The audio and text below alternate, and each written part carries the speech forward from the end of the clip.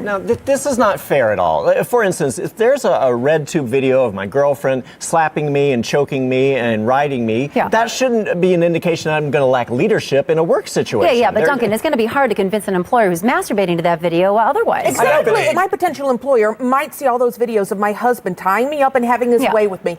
And then they're going to think that I'm not going to be assertive enough for the job. I mean, if you don't want to jeopardize the content of your porn, you can always shoot from the eyes down. Oh, but that's not the same if you cover the eyes. That's where the innocence is. So am I supposed to leave an orgy just because someone shows up with a camera? No one's saying you should leave an orgy. Right. So it's more complicated. So now if I go to a party, I wear something like this in case that situation comes up again. I like that. I actually shoot my porn in sepia tone and make it look old-timey, so if people see it, they'll think it's my grandfather and not me. This is the Onion News Network. Yep, we still do email. Drop your email address in the entry box at freetalklive.com, and you'll be kept in the loop with Free Talk Live.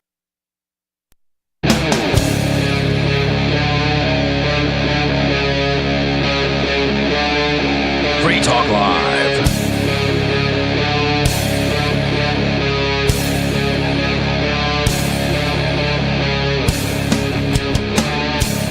It's Free Talk Live, talk radio you control. You can call in at 603-283-6160. Not your keys, not your Bitcoin is a lesson that too many people have learned the hard way. It's always best to get your crypto into a wallet that you control, but not all wallets are equal. Many of our hosts have been using Edge for years to manage crypto, and there just aren't many wallets to compare. Featuring a unique login system that makes it easier for you to access your crypto from multiple devices, Edge is designed to be user-friendly. In a space that can be notoriously difficult for non-tech people, Edge is a valuable tool for novices and experts alike. You can learn more at edge.app, which features a link at the top for those who wish to learn more about crypto and wallets.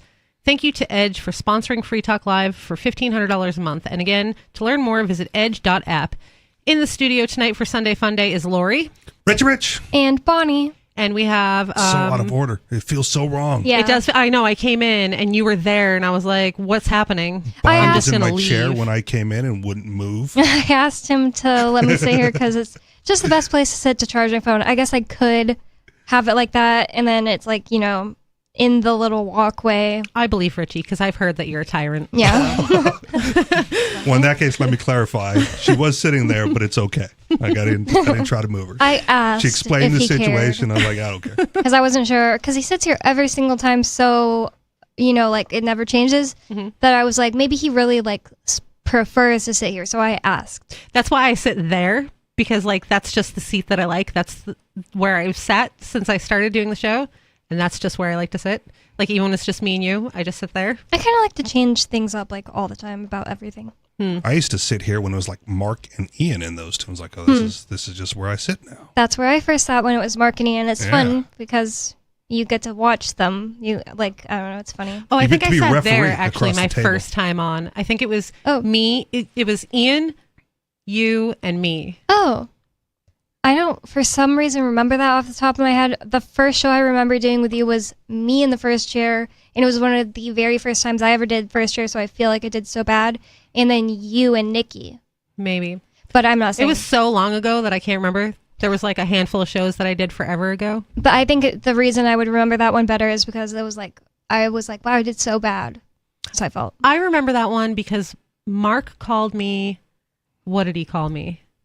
Something. I forget what. Persnickety. No. Oh. It was like I was like, I want to guess, but I have no clue. Like, I don't have a hint. Was it a good thing or a bad thing? A utilitarian. He called me a utilitarian. Okay. And I was like, I don't think of you like that. No, I don't either. So, but it was just a weird conversation. So, like, it's stuck in my head. So I remember that show. I don't think it's an insult from Mark. I think that he kind of is one. Oh, really? Yeah, it was. I think he kind it's gotta of is be. one. On this show, it has to be. Yeah, it was. Yeah, but Mark, it was. The guy who wants to be king of an island just so that way he can tell everybody what to do. It's because I was talking about how... I was talking about how, like, if we had some type of libertarian utopia society, everybody has, like, their own part to play no matter what they're good at or what they do. And he was like, that's utilitarianism and, like, that's crap. And I was like, what? I think I'd have to hear more of details. Yeah, on it. I don't know. It was Find the archive. Yeah. Where's our archivist? We can't do that on archive.org. So I have this story that I'd like to get into about, it's from Tech EDT, And it's AI-controlled robots can be hacked, posing serious risks. And there was a story that... Oh, no. There was a story the that... robots are coming to get us again. Yeah. There was that story that you and I brought in, but we never got to a couple weeks ago about the robot vacuums that were hacked. Just hurling racial slurs at people. Racial slurs and chasing people's pets. Yeah. That was the other thing. Okay, minus the chasing people's pets. That's mean. But the other stuff is a little funny. It's just like, well, you wouldn't expect it, that's all. I would laugh if my vacuum cleaner called me a cracker. Yeah, I would too. But the thing is, I would never own one of those things. You don't expect it, but you should, because as soon as a device goes online, right? People have been hacking it. Mm-hmm. They used to hack like the security cameras because the encryption was so minuscule on those things that you just get the feed, and there were people looking in people's houses just by driving through and getting on the Wi-Fi. It's been going on. Yeah, it's been going on forever. Yeah. If you don't want your stuff to get hacked, don't have robots. Don't put it on the network. You can have robots. It just has to be local. Yeah, exactly. Yeah. It's like I wouldn't necessarily be against some kind of a. I mean, I have robots. If you think about it, like my phone, your vacuum cleaner is kind of more of a robot. If you have a smart vacuum. Yeah, but I just mean like, even if it did like more fancy things, but it wasn't connected to the internet. Yeah. I don't think it bothered me. I guess I don't really own anything that's AI or anything like that. I have like Echoes. I have 3 of them. Oh, good. I'm not the only one. Yeah, I have 3 Echoes. I just use them for like playing music and stuff. Okay. Like my kids like to fall asleep with this Nick Jr.'s bedtime stories thing, and like so they have one in their room. But mine is mostly for controlling the lights in the microwave. Yeah, I don't do that. I do that for my phone. I have like color changing light bulbs, like smart bulbs. Yep. And so like I have an app on my phone so I can like turn the hallway one that's up in the bedroom area to like a dark light so that if the kids come out of the room to go to the bathroom at night, they can still see. Okay. And like don't fall down the stairs. Get that with Alexa and you can still talk to it. Yeah, but then I'd have to wake up and be like, Alexa, turn the lights on. I don't want to do that. Oh. You know how people say that like, well, you wear these sunglasses, they'll sell them.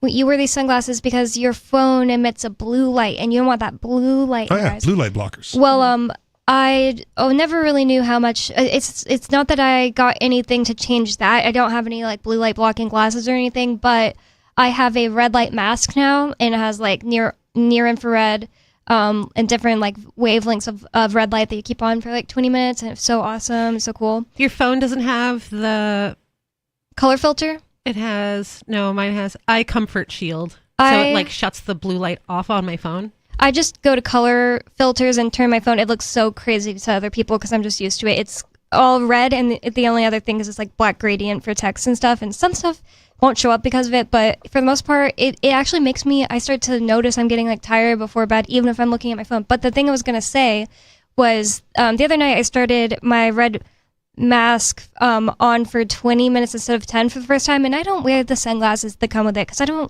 if I wear the sunglasses, I see it's just as bright red in my eyeballs, so like whatever, I just keep my eyes closed, and I like to relax during it anyway. But like your eyes are like being inundated with this red light the whole time. I took them off. I used and I couldn't really see yet because it was dark in my whole house. It was night, and I turned on my my flashlight on my phone. The light to my eyes looked like just the color blue, as if like it was a actual like supposed to be a blue light, and then like the screen and stuff, it looked blue while my eyes were still getting used to that. I'm wondering, like, I don't know, how bad is that? Because that's how blue it is. It's not good for you like to stare at blue screens, especially near bedtime. Yeah, because it like engages your brain, so it makes you not able to relax, and I think it also causes like eye strain. So I totally believe it, because most of the time if I can't sleep and I keep picking up my phone, but like I don't have the red light on, or before I started doing that, I feel like it's like keeping me awake, and I need to put it down to get myself to chill out and finally fall asleep. But when I just turn on the Comfort Shield thing on my phone. When I turn on the red light, it's the same thing. It's like I actually just feel like I'm getting sleepy at a normal rate or whatever. I kind of want some of those now, because like one of my favorite things in the world is to fall asleep outside in the sun with my eyes closed, so it's like all red. That feels so good. I like that. I like it too. It feels so comforting. Actually, when you do that mask, they tell you to do it in the daytime because it's supposed to be like morning light, but it's no different than sunset light either. And it makes me so freaking tired. I sleep so hard. Mm-hmm. Yeah, whenever I like lay outside in the sun with my eyes closed and like it's all red lit up on your eyelids, I'm so tired. I could just instantly fall asleep. I completely like in fact, drag that's how the I found subject far away. sunburns. Oh yeah. Yeah. I've gotten sunburned by falling asleep in the sun. Yeah. We had a pool when I was a kid and like I went out there, I was laying on one of those raft things and I fell asleep. That was the worst sunburn. I got up and went in the house and like I had heat stroke. So I passed out and like hit my head on the tub. Whoa. Yeah. I've had heat fever or whatever you want to call that one time where I just got sick and like felt like I had a cold all night from a sunburn. I think the most annoying sunburn I had was on my shins from sitting in the back of a pickup truck all day. Oh, on your shins. That's terrible. Yeah. Did your shins peel? I don't That'd be so remember. annoying. I don't remember, but it was red and it was itchy. I used the tea tree shampoo to like cool it down in the bathroom. Whoa. You never notice like certain parts of your body, how much you use them until you get a sunburn on it? And then you're like just anywhere, just any like weird random place. One time, it was actually me and Stu's first date. I had on a shirt kind of like this. So like just this part of my arms was showing. Oh, okay. And so like that all got really sunburned and the rest of me was fine. But I never noticed how much like I hit things with this part of my arm until you get a sunburn there. I worked with this lady that was from like a African island and she was so sweet. And she was saying to a guy that worked there that was like also black but American, she's like, this is a real genuine white girl right here. It just makes me laugh. When I was like super sunburned.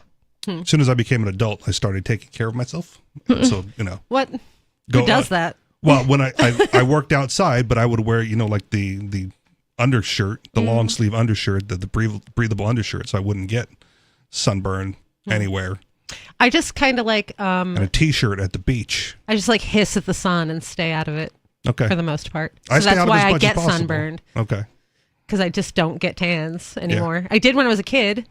Like I tanned well. Well, you could build back up if I you could wanted build. to. I just don't want to. It's just like genuinely hard for me to tan or sunburn. Like that time I got crazy sunburned. I was like drinking for a whole day in San Antonio by river with my friends and staying out in the we were gonna get tan, and I did get tanner once it all went away. But it's like difficult for me. I can't just sunburn every year. I didn't sunburn at all this year.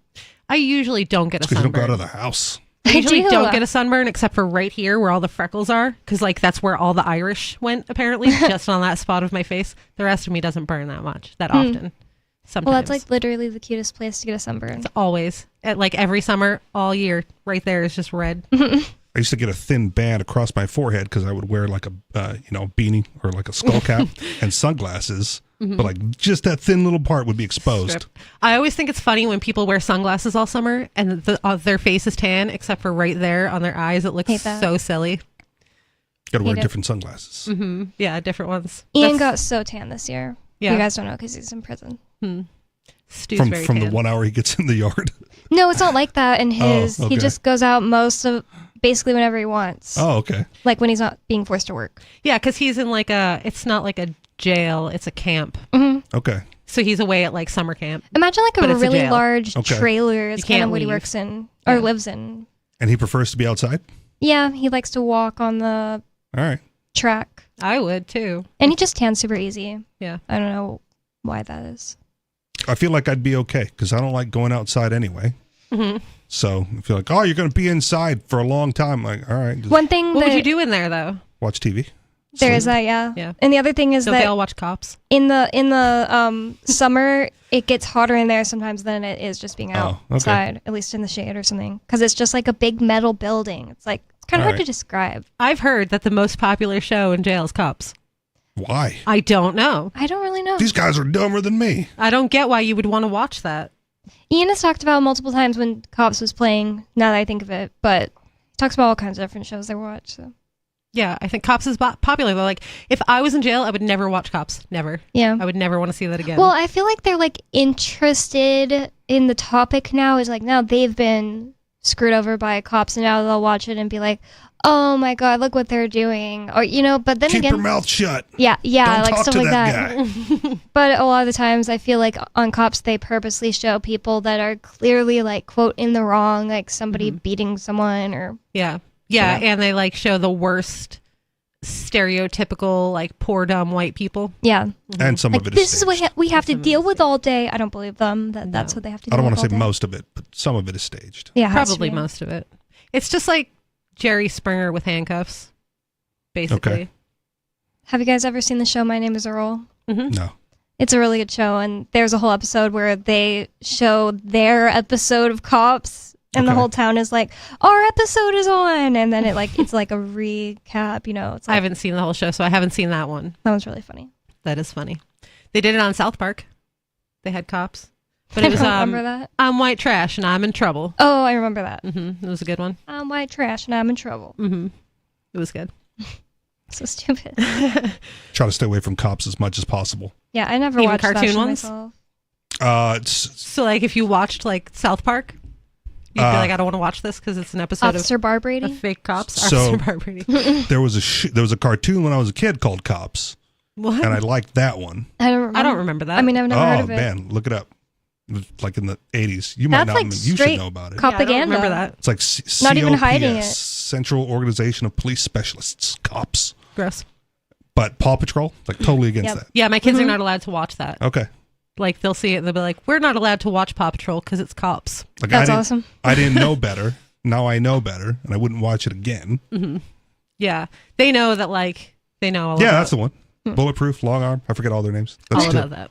I've never seen a picture of this, and I've never seen it. heard people talking about it or I've never heard recognize- anyone mention the show Yeah. before in my life. It said 1988. He's from There a you different timeline because I've never heard of this Yeah. show. No, it exists. I had the And toys it's set in the everything. year 2020. I don't remember it at all. It's That's not crazy. real. Like, of course Richie it is. made that whole. He drew Like that Fred? whole thing up, the whole Okay. mock-up, like right before the show, just so he could He gaslight us. manifested Put it this. online. Yeah, just so he could gaslight us into this. It was on CBS. That was the gold. I'm gonna say that like the Hanna-Barbera stuff, fine. Disney stuff, fine. But like for kids cartoons, I still think that was the golden age. Like A lot of people my Dragon age. Ball, Dragon Ball Z, whatever. Like I get it, Japanese anime, fine. But DuckTales. DuckTales, same I like around the same DuckTales. time. Tailspin. A lot of same people time. my age say the same thing about the 90s because The I love crossover those. with Darkwing Duck. Oh my Darkwing goodness. I just that like really opened a memory for me. I forgot about Darkwing Duck. But my mom played lots of old cartoons for me because they're just so good, like all the Looney Tunes and Bugs Except Bunny for and Scooby stuff. Doo. No, I love Scooby Doo. I hate Scooby Doo. I just think you had some kind of bad memory. I love. I thought it was Scooby-Doo. like not good at all. It was so reductive, like the same plot every That's episode, awesome. and I hated it. There's Okay. things that when you can do the same formula over and over, it's funny because you expect it and everything. No, I was like, this is boring. They're Also, going to when I- solve the mystery, and then they unmask the ghost. And then they unmask the guy. Like, I already know who it is. It's old man Tucker or whatever. When I was little, Scooby Doo was my boyfriend, and I would talk to Scooby Doo, my boyfriend. I think walking you around. said that before. Yeah.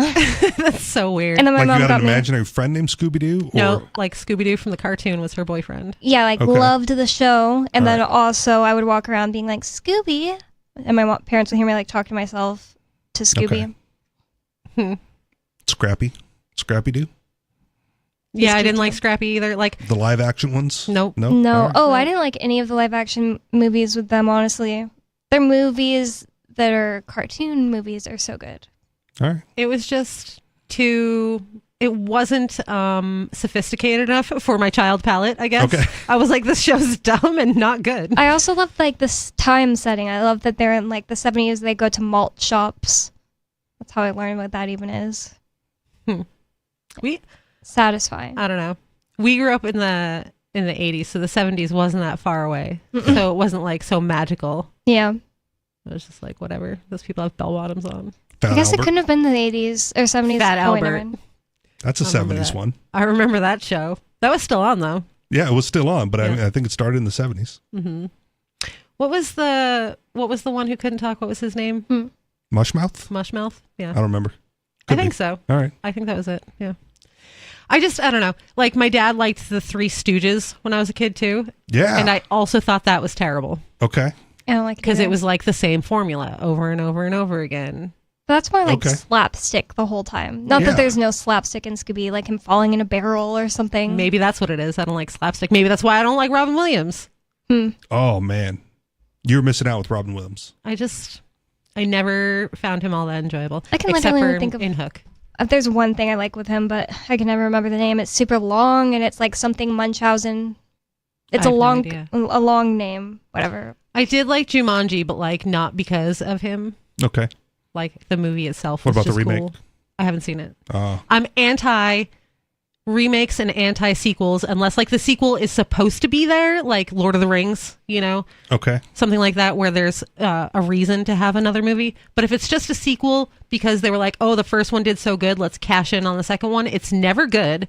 And so I just don't watch them. I think Jumanji would be considered like a reboot, even though it's sort of a sequel. Yeah, I haven't seen it. Okay. Well, I mean, just make a new movie. We already have Jumanji. Make a new movie that's not Jumanji.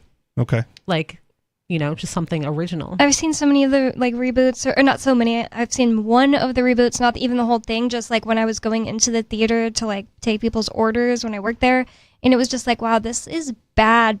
It's the one with Dwayne "The Rock" Johnson, right? He's in those. He's in the Jumanji remake. Reboot. Yeah. Oh, so awful. Like, okay. Oh my God. Make a new movie. Make a brand new movie. I was talking about The Adventures of Baron Munchausen. It's from 1988 as well. I have not seen that. I've not even heard of that one. I'll look it up. It's a super long movie, so I thought the name was super long. It's 2 hours and 6 minutes. Okay, not super long. It felt super long, but... You were just bored. A lot of it is boring, but him in it is like the funniest, best part. It's like the only like sci-fi-ish part, and... I mean, like the most sci-fi-ish part. And he plays the moon, and he's fighting with his wife, and it's funny. It is a little slapsticky, I think. I'll check it out. Like I probably won't like. I don't think it's the slapstick thing because there's plenty of movies that I like that are like that, like Robin Hood Men in Tights. Great movie. There's tons of like physical comedy in there. I was just wondering if this image would make you guys be like, oh, I've seen that or anything. No. It's Robin Williams as the moon, but he looks weird. No, I've never even heard of it. But I'm not like up on my Robin Williams because I just don't find him enjoyable. I was like that with Jack Black for a while too. Until I saw Tropic Thunder, and then I was like, now I love Jack Black. Okay. And then I saw School of Rock, and that was also great. Oh, I liked that Those one. are two good ones. When I was a kid. Yeah. But I think my first exposure to him was like The Jackal, where he gets his arm blown off. I don't even know what that is. It's a small bit part. It's a better movie. It's not a Jack Black movie. Oh, It's a good movie. Yeah. Yeah, like for the most part, I just found him to be like Robin Williams, too over the top. And like unenjoyable. So. He was so funny in the recent Weird Al movie he made, not WEF, but in like the one that's supposed to be a biography of him. Oh my God, that is such a good movie in general. I love Weird Al. So funny, and his fake biography is so funny. And Jack Black is in it, and he's funny. He plays that radio guy that Captain likes. Wolfman Jack. Oh no. That's also a character that comes up. I forget. Yeah, there's like a Dr. Demento. Yes, he plays Dr. Demento, or I could be wrong. I don't know who that is. Play Dr. Demento, whatever. So like some famous radio guy? Yeah. He was like a silly parody guy. I don't know if he only did parodies. I never listened to it. I learned about this from Captain. Interesting. Captain's. What was the era of these people? Captain is like what year was Wolfman Jack, and what is Dr. Demento? Oh, I don't know. I mean, Dr. Demento still has like an archive somewhere, according to the captain, but I don't remember. Oh, probably Captain's the 80s, like 10 years 70s or older than 80s. you. Yeah. Okay. I don't know how old Richie Rich is. We're like the same age-ish. We're contemporaries. Yeah.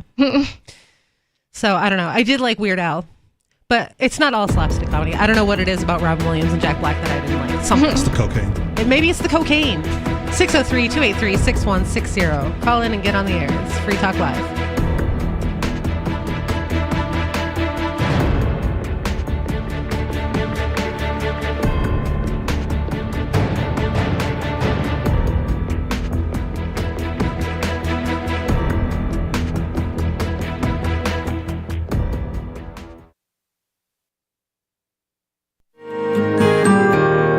So the protection of life, liberty, and property is what the Free State Project is all about. But it's an effort to move 20,000 people who understand. It's about demonstrating to the entire country that, yeah, we can have a free market, a truly free market. Making it just a freer, great place to live. It's the world's largest voluntarist libertarian community, and it's only getting bigger. That's amazing, to be able to move to a place where other people like passionately believe in being free and independent. What the Free State Project is managing to do, though, is to put their money where their mouth is. Physically getting up across the country and saying, let's go someplace and let's demonstrate the power of these ideas. There's a lot of kind of philosophy that surrounds liberty. There's a lot of thinking about it and talking about it. But here in New Hampshire, people are doing it. 101 Reasons Liberty Lives in New Hampshire, a documentary by Free State Project Early Movers. Watch it free at 101reasonsfilm.com. 101reasonsfilm.com. From Feature Story News in Washington, I'm Nick Harper. The US is investigating the leak of highly classified documents that detail Israel's plans for a retaliatory strike on Iran. US House Speaker Mike Johnson made the announcement on Sunday that 2 files marked top secret had appeared online on the social media app Telegram. The files appear to detail classified information and satellite imagery from the US National Geospatial Agency dated October 15th and 16th. The documents show Israeli Air Force and Navy preparations that could be part of planning for a retaliatory strike on Iran in response to its ballistic missile barrage on Israel at the start of this month. Johnson spoke about the leak on CNN. The leak is very concerning. There's some serious allegations being made there, investigation underway, and I'll get a briefing on that in a couple of hours. There's a classified level briefing and then other, but we're following it closely. Look, I talked to my friend Bibi, Prime Minister Netanyahu, yesterday to encourage him. I mean, he's done an extraordinary job, I think, prosecuting that war, and if he had taken Joe Biden's advice, they'd be in a much weaker position right now. Former US President Donald Trump has served food at a McDonald's drive-thru in Pennsylvania as part of campaigning on Sunday. He used it as a chance to question his rival Kamala Harris's claim that she worked at McDonald's while she was in college. Trump surprised drivers by handing out fries and said his Sunday stint meant he had now worked at the restaurant for longer than Harris. I think it's inappropriate when somebody puts down all over the place that she worked at McDonald's. It was a big part of her resume that she worked at McDonald's, how tough a job it was. I love McDonald's. I love jobs. I like to see good jobs. Kamala Harris spent her birthday on Sunday at a church service in Georgia where churchgoers sang Happy Birthday. And she praised residents in the state who'd recently been affected by Hurricane Helene. Faith is a verb. We show it in action, in our deeds and in our service. Here in Georgia, we've seen it playing out in real time in just the last many weeks. Elon Musk has promised to give away $1 million a day to voters in Pennsylvania. The tech billionaire and supporter of Donald Trump is targeting the crucial swing state ahead of the US presidential election on November the 5th. To be eligible to win, voters must sign a pro-constitution petition created by Musk's campaign group, America PAC. However, the lottery has raised questions with legal scholars saying the scheme is illegal. Democratic Pennsylvania Governor Josh Shapiro also said he was against the lottery during an appearance on NBC. I think there are real questions with how he is spending money in this race, how the dark money is flowing, not just into Pennsylvania, but apparently now into the pockets of Pennsylvanians. From Bureaus Worldwide, this is FSN. Got Telegram? You can follow our channel there and discuss show prep with other listeners at telegram.freetalklive.com.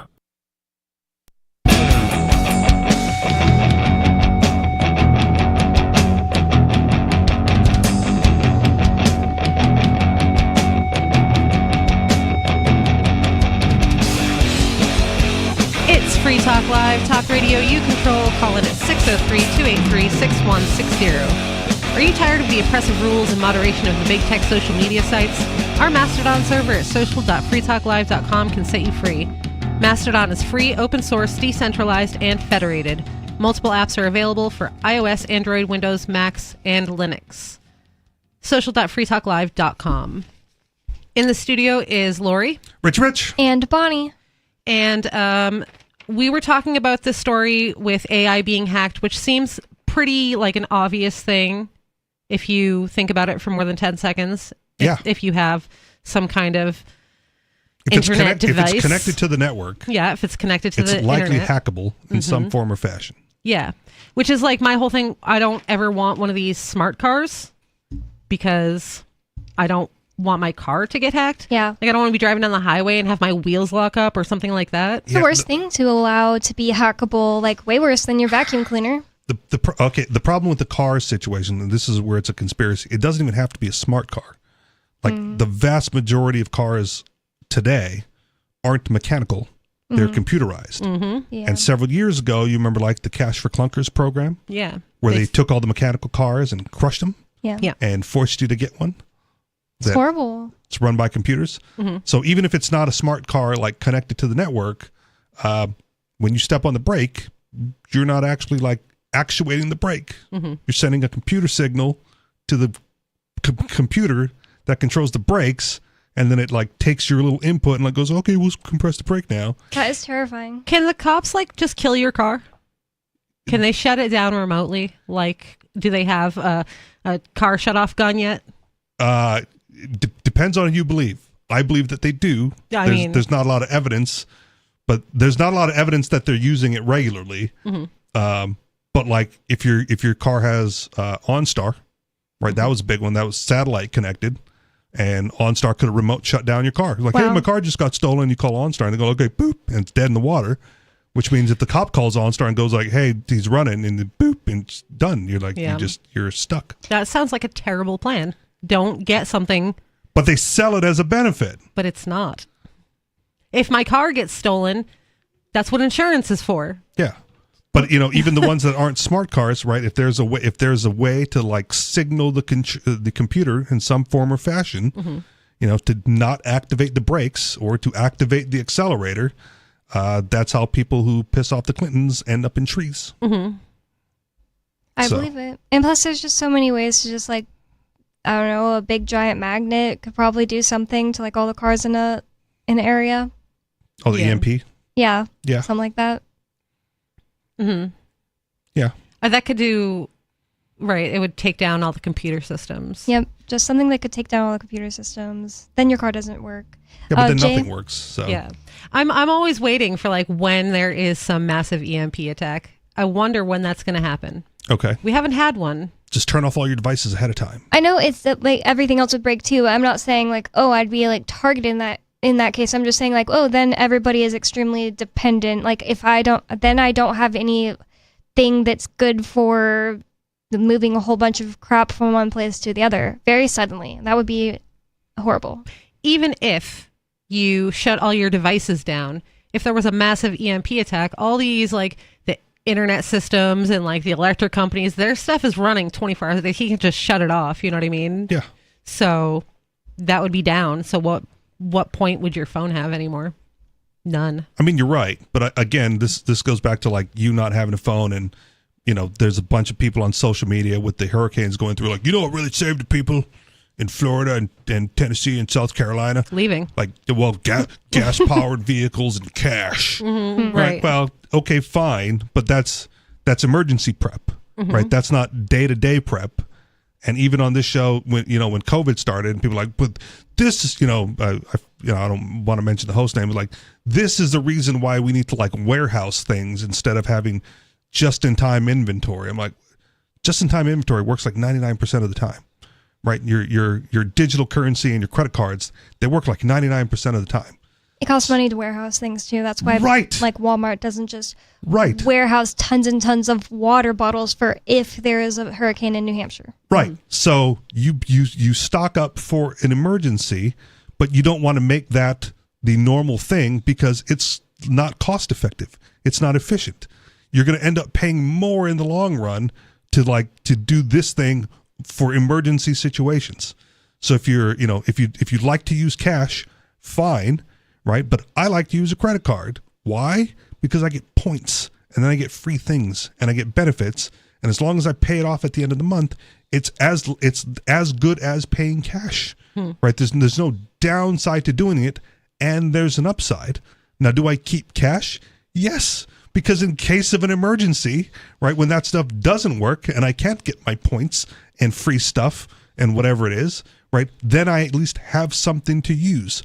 And if the dollar goes down, right, you got, gold and silver, and I've got a small amount of that for emergency situations when nothing else works. But you don't want to make that the daily thing because it's not efficient and it's silly. So if you have a gas car, right, that you start up every now and again, But if it's more efficient for you to like plug in your hybrid or plug in your electric car and it's saving you money, right? Don't run on gas. Crypto's efficient and I guess it's not EMP proof, but it's like lots of disaster proof. Sort of, because if like EMP hits or the network goes down and you don't have electricity, like That's why I said it's not EMP proof, but well, yeah, but even in a hurricane, if there's no internet, there's no electricity. Well, if you have something that like there are lots of like solar powered charger things. Matt and Nikki have stuff like that. Sure, but you got it. But in order, if you do a crypto transaction, you have to get it up on the network. Well, if the internet is out, that's different than if. Yeah, that's what happens in a disaster. Diversify. Right. Yeah. But it like crypto works 99% of the time. So use it 99% of the time and have a wad of cash or gold and silver, whatever, for the off chance that you're in an emergency situation and you won't be able to do that blockchain transaction or whatever it is, and use that in the interim. And then when things settle down and go back to normal, do that. So what you're really telling me is that I should get like a sat phone. If you have an iPhone, you have one. Like my iPhone, it's not the latest generation. It's a 15, but it's got sat phone. There's a tech newer in than it. 15. Honestly, I don't. 16 just came out. I don't Mine's know. 11. My phone's old. Okay. Mine's 11. It feels new to me. My phone's from like 2016. But either way, starting with the 15, there's sat phone technology built in. If you're lost in the woods, you can activate it and pay the hefty fee, and the iPhone will connect to the satellite network and beam down your distress signal. And How hefty is the fee? How much do they charge you to connect to that? I don't know. I have a very expensive phone, and I'm on a very cheap plan. If you're dying in the forest, though, like, who cares how much it is? Exactly. So it's going to be a premium because you're dying in the forest. Right. Or what is your life worth? Well, probably a couple $100 you're willing to pay it. Yeah, if it's a couple $100, I would think it would for be one phone call, though. If you're dying in the forest, that's what I'm saying. Totally worth it. Yeah, but do you want to have a sat phone as your daily carry? No. No, because I don't make phone. I don't make phone calls. Well, so the average Joe, you wouldn't want to make a sat phone your daily carry because it's silly and it's inefficient. But do you want to have one in your go bag that you can turn on and pay a fee in an emergency situation as you're out in the wilderness? Absolutely. I can make phone calls, but I just have to be somewhere where there's Wi-Fi. Yeah. Which won't happen in these situations. No, but in these situations, I wouldn't be able to use a regular phone either. Yes, which is why having a phone with satellite capabilities or a sat phone that's not activated, that you just pay, on use. That's what I'm saying. I should get a sat phone. You should for an emergency have situation. Have it in a bag. Yes. All right, so we do have a call. We're going to go to David in New Mexico. Hi, David. Yeah, I'm getting a sat phone. Calling you before I go in the cowboy hot tub here, so that's why I called you early. Heck is that? Cowboy hot tubs? Cowboy hot tub. That's what it is. You ever been in a cowboy hot tub, Bonnie? Nope, I don't know what that is. Big bucket. Oh. You haven't lived, Bonnie. Bonnie the Kid. I can't believe Bonnie the Kid has not been in a cowboy hot tub. That does not make sense, Bonnie. So what is it? It's just a bucket of water, you're saying? Well, it can be anything, but traditionally it would be a stock tank with that you got heated. You got fire underneath of it. Build a campfire under your stock tank. Prop it up on some rocks. So you're gonna boil yourself alive? Are you caught by a witch right now? Why? Why do you ask that? Are you trying to? Is Lori trying to grab me or something? Are you caught by a witch and you're tied up and you're in a cauldron right now? Oh no, but that sounds like fun. I should try that. I should. Yeah. You can dress up like a little boy, a little German boy, and you can go around looking for candy in the woods, and you'll get caught. Yeah, like Gretel. And you're gonna dress up like Gretel. Oh yeah, I had to think about it. Gretel. Not anymore. Hansel and Gretel don't sound like girl names. What? Not anymore. It's 2024. Not anymore. Now they're both them. Yeah. They them. Well, them. Wait a minute. Gretel doesn't sound like a girl's name. Honestly, I had to think about it. It's David, like neither one of those sound like girls' name. Hansel and Gretel. I mean, Hans and Greta. Well, first of all, what did Richie say? I said it's 2024, David. They Their both names can sound be- like they-thems. They them. Yeah. And the thing is, like, No. I thought of That's Hazel while I was saying Hansel, so it sounded like a girl name, I guess, more to me. This is Mika and Jan, not Mike and Jan. You gringo Americanos don't know how to pronounce them. If you pronounce Gretel properly, then it would definitely sound feminine. Like how? Does anything German sound feminine? Let's see if I can do it. Well, let's see if I can do it here. Greto. One more time. So he did this to me and Colin once when me, Colin, and Nikki were on the show. He called in to say, hey, the name Bertha is not ugly if you say it right, like Bertha, which is like true. It sounds cuter that way, but... I guess, but that's not how we say it. Oh, Bertha, I meant to say it. If I Bertha. said Bertha, whatever, but yeah. Bertha. Beta, whatever. Yeah, and it does sound and pretty weird. Hansel doesn't sound, what's the word? Masculine? Not ambidextrous. What, Richie? You're saying it sounds manly. To me, it's like my brain thought Hazel, which lots of people use as a girl's name now, so I don't know. Well, once Mix 'em again, if you pronounce it like they do in Europe or Scandinavia, it would be something more like Hansel. Hansel. That's how we're kind of saying it. Hansel, whatever. Hans and Franz. Like, and then in Scandinavia they would shorten it to, and in like Holland they would shorten it to Hans. Okay. Yep. And from that you get Hansen or Hansen, like Olsen. What? That was quite a jump there. Right. Well, I'm throwing my own name in there. Yeah. I know. Is that a problem? Yeah. Okay. Only because it doesn't really follow the Hans and Hansen. My great grandfather was Hans, so Hans Olsen? Yes. Okay. No, yeah, Hans Olsen, and he was married to he married Jenny Johnson. Okay. Hans and Johnson. Then his that was actually my great Johnson. great grandfather. That's only if he took What? her name. Oh, yeah. But he was already saying that somehow Hans turned into Olsen, so it's like being named like Maddie Madison no, or Hans something. was my great great grandfather. His son was Ole. Ole Olsen. Okay, Ole Olsen is just like I said. And the reason I gave the example of Maddie Madison is because I had a friend who was not American, wasn't really familiar with the name Madison, and she didn't realize that that's a nickname. So she named her baby Maddie Madison and then last name. Weird. And it's like, wow. If you name your kid something like Ole Olsen, or like when I was going to school, our band teacher's name was William Williamson. Like, you don't like your kid. Yeah, I know. I always name think them that. something like that. Anytime I've heard of somebody with a name like William Williamson, I'm like, the parents had to have thought of that before they were born. And there's no way they just thought that's like so cute and cool. It's like stupid. The chemistry teacher at my high school was male, and his name was Lulu. What? Mr. Lulu. That's terrible. Hispanic or Hawaiian? Samoan. What? Lulu. Samoan. Lulu. No. Samoan, yeah. Why would you do So that in to your my- kid? I don't know. Why? I didn't do it. You should have asked him why his parents did that to him. Didn't care at the Because time. Asians Didn't take do chemistry. that. They, like Fang Fang, the Asians like the double thing. The Fang Fang and the Lulu and that kind of stuff. I did have a teacher named Gary Ward, and lots of boys like to point out if you take away the R's and his entire name, his name is Gay Wad. Nice. It's pretty funny. Oh my god. Not So that that's in really my- a parental problem. They didn't think of that. No. They should have. And he was old.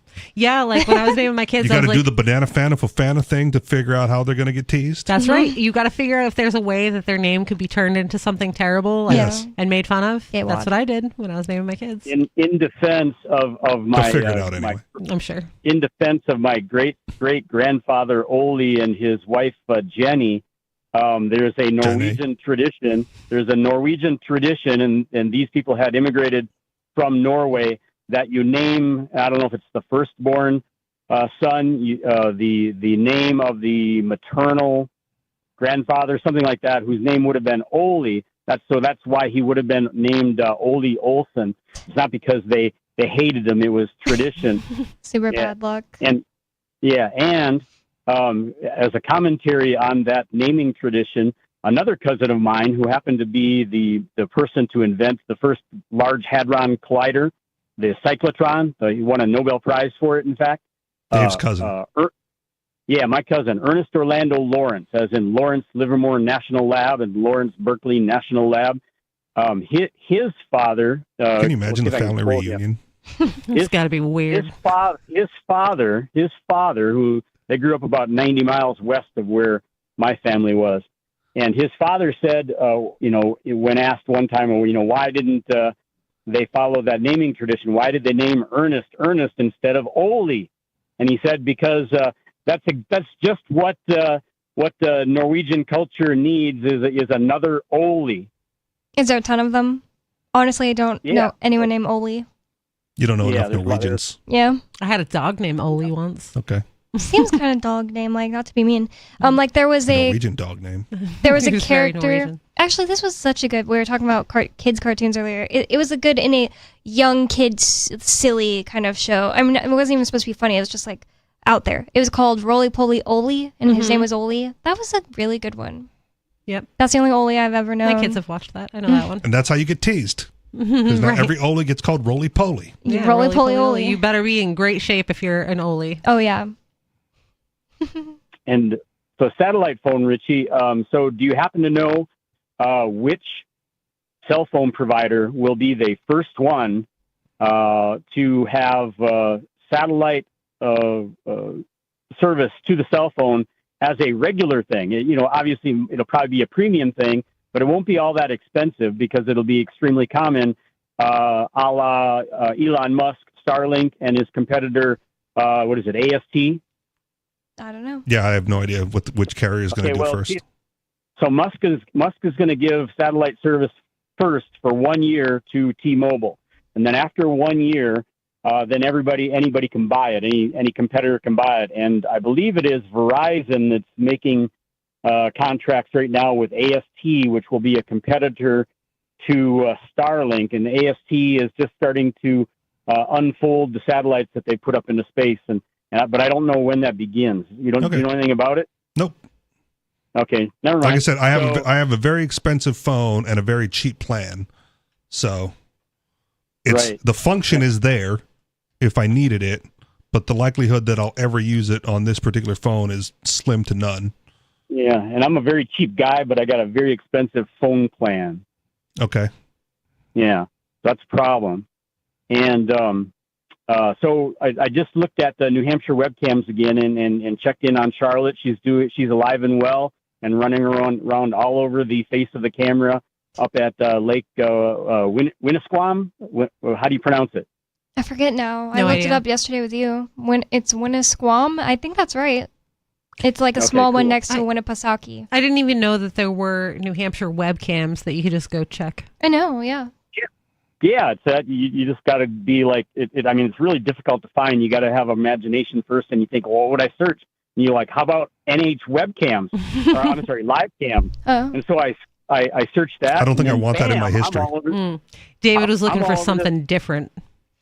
Seems like it. I don't want just your regular run of the mill pretty. I want specifics like Bonnie gave me, like Mount Monadnock or Miller State Park, which I'm looking at right now. I'm looking at pictures of Miller State Park right now, Bonnie. Thank What's you. fun about that is like you drive your car up the mountain, like up a twisty road, and that I'm is looking at it right now. Yeah, that's pretty in and of itself, and then you get to stop and you can go up a tower that's on top of the mountain, and you can see so much. It's so cool. It's windy. There's the Polar Go ahead. Caves in Rumney that you could go to. Is that New Hampshire? Yeah. I don't know what that is. Okay. What's the Polar Caves? It's Ice caves. But Yeah, like ice ice? caves. Oh. That's cool. Do you have to wait until winter? No, because it's in a No. cave. Okay. It's like a cooler. It's like a cooler. Are they still cold or Yeah. because they're so high up? Well, it's just because it's in a cave. Like, you've never gone to like No. an old abandoned train tunnel or anything in the summertime? I Like- avoid caves. Oh, so Too many horror movies. yeah, well, that's why I used to go as a kid. So there was like a train tunnel, like an old abandoned train tunnel in the town I grew up in, and we'd go there and like hang out as teenagers because it was creepy. And if you'd go there in the beginning of the summer, there would still be ice inside of it. Okay. It was really cool. What town, you say? It's in Rumney. like Rumney. There are so many towns up here that I learn a new one like often. Like I've never heard Rumney in my Which life. you wouldn't think because New Hampshire is pretty small. Yep, exactly. But all the towns are super tiny too. It's just so chopped up on purpose, which is like kind of a good thing. It's like this little area is different than that little area. Mhm. You know, it's not like Rumney gets to take over a huge entire part that's like as big as like the counties. The counties are kind of like there's only like 5 of them, right? 5? No. Closer to 8 or 9. Oh, I have no idea. still seems like I they're just know huge. Cheshire because it's this one. Yeah. I can't name them. I know name them all. COAS, and I don't want to say it like that. It's like everything with a double O. Everything is Coos. It should be Coos County. But people will be like, oh, I get so mad when people say Coos County. It's not COAS. Coos County? No, it's COAS. COAS. I'm So still going to call it Coos County. I know. I just got used to saying COAS because of Ian. Although you shouldn't, because you're from Massachusetts and they also pronounce things wrong. Mm-hmm. Yeah. So I should say it wrong. If I want to insult a New Hampshireite, then I'll just say Coos on purpose. I'll just do it in front of them. What was the Moose Lick thing, Lori? That's in Maine, and it's Moose Lick Meguntic, Maine. There's a... Moose Lick Meguntic? Yeah. It's a cute little forest town with a big, huge lake in the middle. I went camping out there, and it was beautiful. There was like a big thunderstorm, and all the thunder was pink and purple. Wow. Out on top of the lake. And That's it was so cool. Gorgeous. And there's lots of moose you can drive around. I went driving around at like 2-3 o'clock in the morning doing moose spotting, and like the moose are just out on the roads there, just walking along with your car. You got to go real slow. Is that as fun as cow tipping? No. I've never done that. I would never. I love cows. I'd feel bad for the cow, yeah. Are you actually interested in Maine too, David? Because I like Two Lights National Park. It's two White? Two lights because it has Two White. Maine has a lot more than two. It has two lighthouses, but I think one of them is like just the remnants. Residents. I don't remember now. One of the lighthouses is just the remnants, but either way, it's on the beach that is like no other beach I've ever seen. It's just gray rocks, no actual beach. It's so cool, and like all the surrounding area, so cool. Two Lights what? What's it called? Two Lights what? National Park or state park, maybe. I don't remember, but it's cool. I will look. It's on my list. I will be looking at He's it. going to find the webcam so he doesn't actually have to come and visit. That's right. Yeah, I'm trying to avoid the drive. Gas is pretty expensive. You know, it's going up now that they're got that. What happened over in? I forget the last thing happened. You're in actually not going to go? Drive. Huh? No, I'm coming. I'm just teasing you because you were getting all paranoid that I was lying to you. What's your time frame? What's your time frame? Is there's no sense rushing to get there for frozen tundra land. I had plenty of that in Minnesota, and Wyoming and Montana and all the other frozen tundras I've lived on. And so I will take my sweet old time and then take a leisurely drive in the wintertime through the Redneck Riviera, and then as the trees bud out and things get green, I will follow the green north. Okay, so he'll be here for PorcFest. Yeah. Okay. Yeah. You should get here in the spring. Spring's really nice. Like there's lots of lilacs and it smells really good. I was just talking about that today to my mom. It's like my favorite time is when the lilacs are springing because there's a best smelling flower. It just reminds me that summer's right around the corner. It's going to be too hot again. Lilacs are my favorite, so I enjoy that like 2-week period. 603-283-6160. It's Free Talk Live.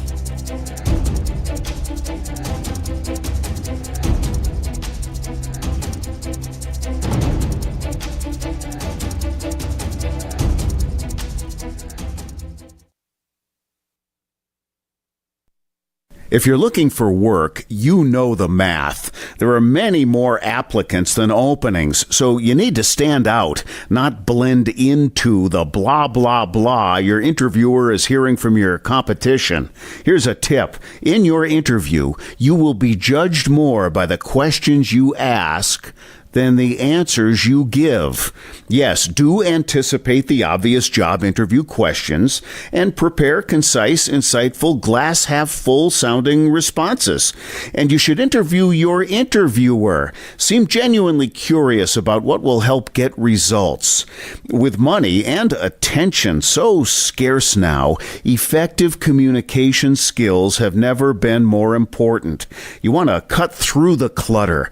For more tips for job seekers and making all the other conversations you have more productive, hit survivalspeech.com. I'm Holland Cook.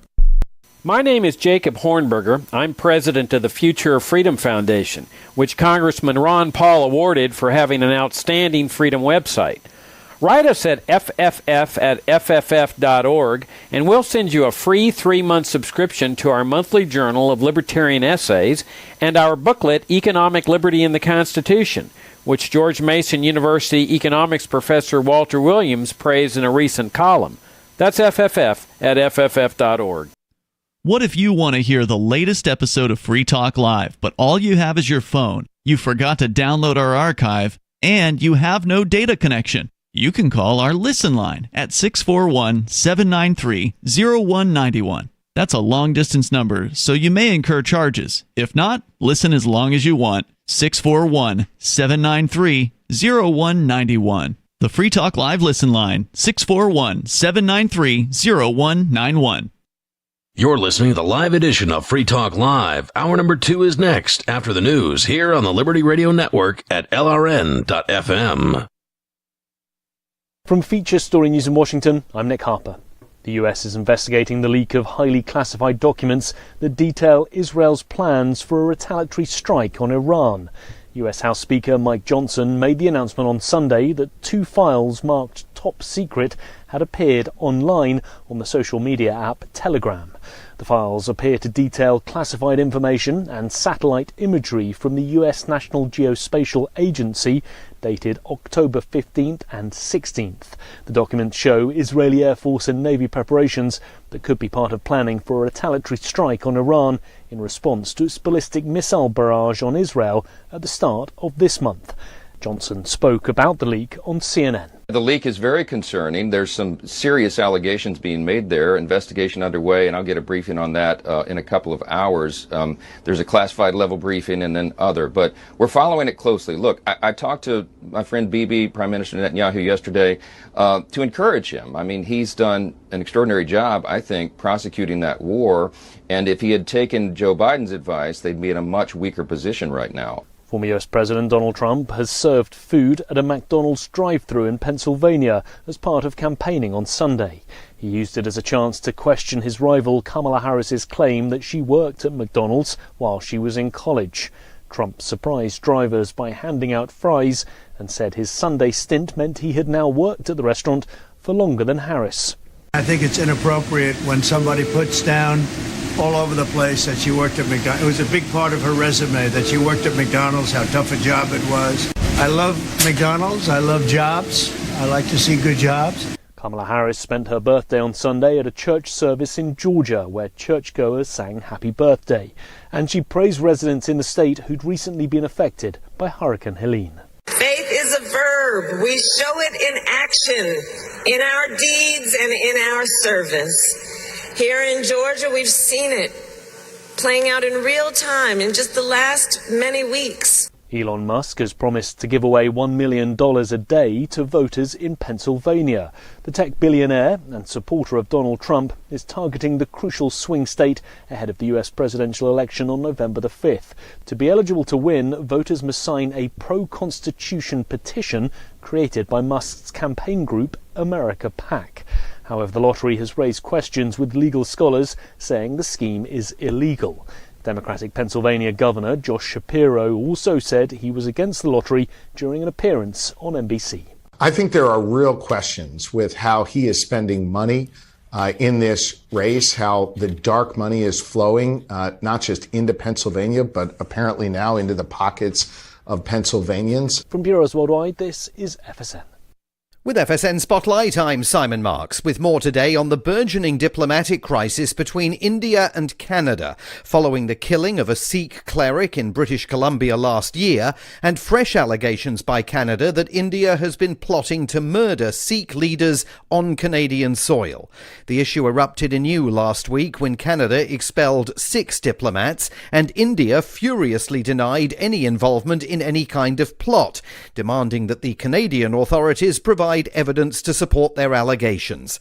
Carla Ann Robbins is with America's Council on Foreign Relations. We know that Russians go around murdering their opponents overseas. Certainly we know the famous case of Jamal Khashoggi from the Saudis. We really don't expect this from a sort of democracy like India. These diplomats are accused of being part of a broad criminal network to harass Canadian Sikhs. And they say they're tied to this murder in June of Sikh separatist leader Hardeep Singh Nijjar. So this has become a really, really high profile face-off between the Indian and Canadian governments. Meanwhile, the United States is backing Canada's claims and is urging India to cooperate fully with the investigation launched by America's northern neighbour. The row has plunged Prime Minister Justin Trudeau's relationship with Indian Prime Minister Narendra Modi into the deep freeze and could soon have implications for the US-India relationship as well. With FSN Spotlight, I'm Simon Marks. And the main news again, the US is investigating the leak of highly classified documents that appear to detail Israel's plans for a retaliatory strike on Iran. Former US President Donald Trump has served food at a McDonald's drive-thru in Pennsylvania as part of campaigning on Sunday. And Elon Musk has promised to give away $1 million a day to voters in Pennsylvania, but it's raised questions about its legality. There's more from us on X at Feature Story. That's Feature Story News. Nick Harper reporting. Amid the catastrophic economic crisis spurred by Tuesday's release of This Christmas, the new holiday-themed album by John Travolta and Olivia Newton-John, economic experts told reporters today the Christmas CD has quickly plunged the nation into a double-dip recession. When investors learned that one-time screen couple John Travolta and Olivia Newton-John had reunited after 35 years for an album of timeless Christmas classics, investors had no choice but to pull money from markets immediately. We were already on shaky ground with the collapse of the U.S. subprime mortgage market and the reversal financial crisis in Europe, but consumer confidence plummeted after Americans saw the new album with a picture of Travolta and Olivia Newton-John holding cups of hot cocoa. We believe that when other countries find out the album features a Christmas song that pays tribute to summer nights, we could be looking at a global contagion. This is the blackest day on Wall Street in 2 decades. This is the Onion News Network. Our Matrix server is about as free as internet chat can be. Join the existing rooms or create your own at chat.freetalklive.com.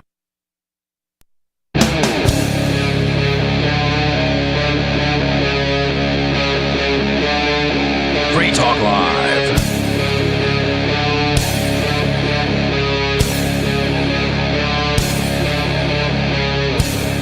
It's Free Talk Live, talk radio you control. Call in at 603-283-6160. Free Talk Live is brought to you by Dash Digital Cash.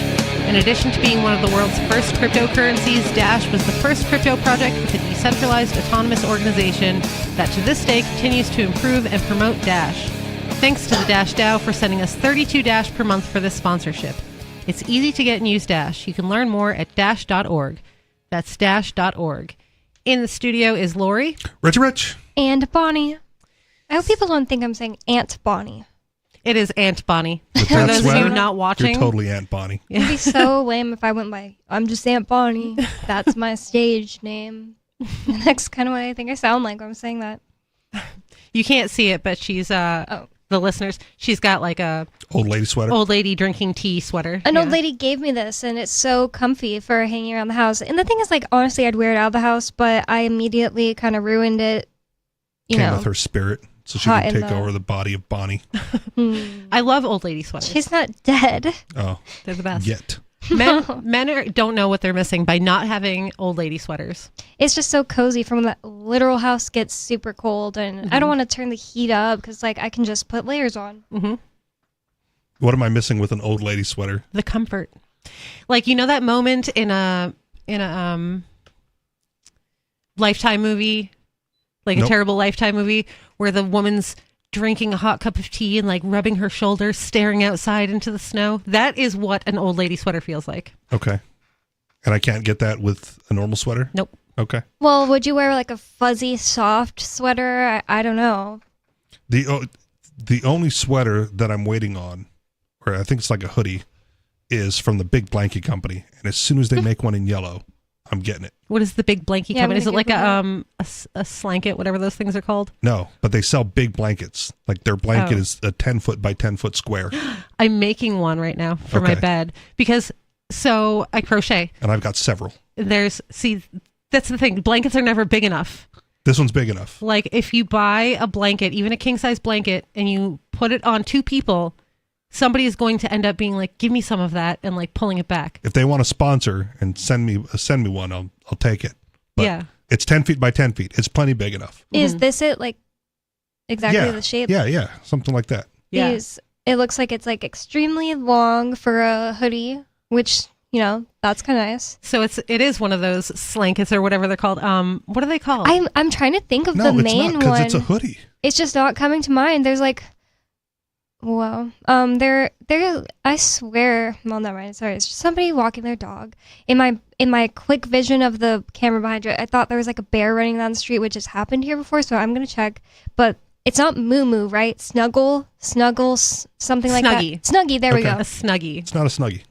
I mean, It's somewhat like that, but it they goes look all the like way s- around. Like a Snuggie is like it doesn't. It's not. It is open put it in the on back. backwards. It is? basically. I have no idea. I've never owned a Snuggie. slide I don't into it think from the I've front. ever had one. So it's just like a gigantic hoodie, though. I mean, Well, I know it's- I've never had one, but I It's don't like a think I've ever- hospital gown, but fluffy. Yeah, it's Put it on from the front. Yeah, it's a great Oh. way to put it because it has no back. It's a blanket Oh. with sleeves. Basically, just a blanket with sleeves. If Crisscross was still around, they'd endorse it. Okay. What is that? They were a terrible band from the 90s where they wore their pants backwards. They wore their and clothes shirts. backwards. Yes. Yeah, The and whole their outfit shirts. was backwards. Wow, Yeah. super cool. I remember man. when that was like, everybody was like, oh, it's so cool. And It I was. Why? It was not. It was. It was weird. Warm it up, Chris. It was weird. I didn't like it. What is cool about wearing everything backwards? I mean, they were like a little kid rap group too, so they were musicians. Oh, There was, yeah. But their gimmick was they wore things backwards. 'Cause Yeah, they were called like crisscross. 13, like little kids. I wouldn't say the word crisscross means backwards. I just think of sitting crisscross applesauce with your legs. Nobody says that. Did you grow up saying crisscross applesauce? No, it's Indian style. Indian style. Oh, people said both of those when I was a kid. I There's a never great- heard crisscross applesauce until like the last 10 years or something. It's more There's like a what a teacher non-PC would comedian say. who does a great joke about sitting Indian style. He goes like, "I'm not PC. You know, even when they told me to sit Indian style, I went and grabbed a bottle of whiskey and passed out on the curb." And that's hilarious. No one It's funny. It made is. any issue I don't with the care what you Indian say. style. People would say that, but people would also say crisscross applesauce. But from my memory, it's more like, you know, teachers telling you. Or being "All an right, we're Indian gonna giver. sit-" Mm-hmm. Yeah, I've never heard that was a problem until Ian and Mark complained about it on the air. Well, Ian and Mark told me that they got complaints about it on the air or something. I don't About know. the word Indian giving. I think that, well, Mark is always correcting Ian. Like, Mark on the air told Ian, shouldn't say gyp anymore because it's offensive to gypsies. It is. It's where it came from. Who cares? Whatever. Yeah. Who cares? I don't care. If they are actually famous for gypping people, sounds like their fault. They are. It's a stereotype. They exist for a reason. Yes, they So, do. Yeah. We do have a call on the line, and it is Turd Ferguson. Hi, Turd. Yeah, Smile 2 is a great movie.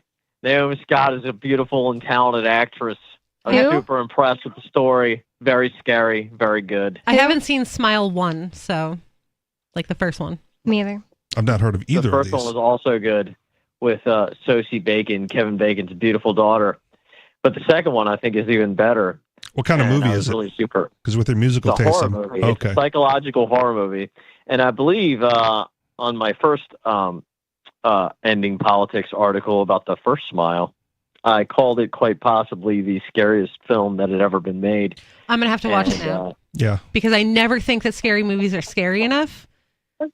Except yeah, for well, this one, I like these are actual scary movies. And yeah, I mean, What does that have to do with politics? Why is this on your Ending Politics blog? because I also do movie reviews and video game reviews and music reviews on Ending Politics. Do you think Because you I'm have ending the a- because I'm ending the debate around good and bad movies. Do you think that you have a niche or a focus problem on your Ending Politics blog and that's why it hasn't taken off? Well, it has taken off. I mean, I get thousands of readers every month. But well, the trolls told me but that was a lie. But I don't know. Maybe they're making Believe the that up. trolls. I mean, I've actually posted pictures of the data before when I've checked it onto the site. I know, but I that's mean- what they said I was mean, fabricated. They said that you can buy that I mean, stuff. do you believe anything that Cocktail says? No. Or do you believe some things that he says? Or okay, so you don't believe anything? Yeah, well, I don't blame you. Because I don't either. Plus, his wife has hit the wall, so I'm already sketched out about Yeah, what he true. says. Yeah. Why is it so scary? Well, it's a psychological horror. It's not the standard kind of cheapo, just rip off slasher flick. This is a real horror story, Okay. and it's psychological. and it's very creepy. And the movie it has to deal also with like slightly like demonic possession and stuff like that. I do feel like the scarier movies do revolve around demons. That is a thing that I'm pretty sure that's I'm right real, about. man. You know? People said, can relate to it. Have you seen The Ward? First of all, like 4 beautiful women in that turd. The Ward. It's supposed to be like not that good. Like people who like scary movies are like, it's not that good. Why is it called The Ward? Is it about Mormons? No, it's about people that are in a mental institution. A mental institution. Asylum? And it's like, I think set in the 60s. Okay. And that really scared the crap out of me because it was just mental and had to do with like somebody with a demented brain. And that really scared me because the other thing is like, it was people in a ward and like the people running the mental institution were like doing creepy or horrible experiments on them and stuff. It wasn't all about like scientific experiments. It was more like they were trying to help, but in like completely misguided ways and torturing them. I find the scariest horror movies are the ones that leave things up to you to make up for yourself to be scared of. Okay. Because you know what scares you. Like you are the best person to scare you. Yeah, that's a good nothing point. really scares me. Nothing? Not much. Like you could run through a list if you wanted to, but there's not much. What scares me is like the MK Ultra type stuff. So I think that's why The Ward was like, all I could think was like, that stuff is real. And like, I don't want to think about that. When the Blair Witch Project first came out, I thought that movie was scary because they never show what the thing is. And so my brain made up like horribly terrible, scary thing, you know? They should have not shown real it. At first. They did purport it to be real. It was at the first. first found footage movie. Mm-hmm. Yeah. I've never seen it, but I saw it in the could see it being theater. totally scary. It's ruined now that you know that it's a movie. Yeah. But at the time, Yeah. it wasn't a movie. It's like, we found this footage. Yeah. And it was scary. I can see that being so much And then worse they went now. on Leno. It was like, all right. Right. The thing about The Ward is it would have been so much scarier. Like the biggest like complaint I had about it was they showed the scary thing at one point. It was so ridiculous looking, almost looks like a puppet. So that's what I would always say. Like if they would have just never actually shown it, it would have been actually scarier. Because yeah, you could imagine it yourself. / just not have it ruined by like a silly thing. It was literally like almost silly. And then like also the other scariest movies are the ones that are really realistic, like The Grey. Have you seen that movie? Does not sound familiar. Is that a movie about an alien or something like that? No, it's about these people trapped in the Arctic wilderness. Oh, I may and have. the wolves. Is that recent? Because I feel like I just downloaded something similar to that. It was like maybe 10 years ago, 8 years ago, something like that. And I think it's like Liam Neeson or somebody. I can't remember who's in it. All right. But it's about like wolves hunting them down. All right.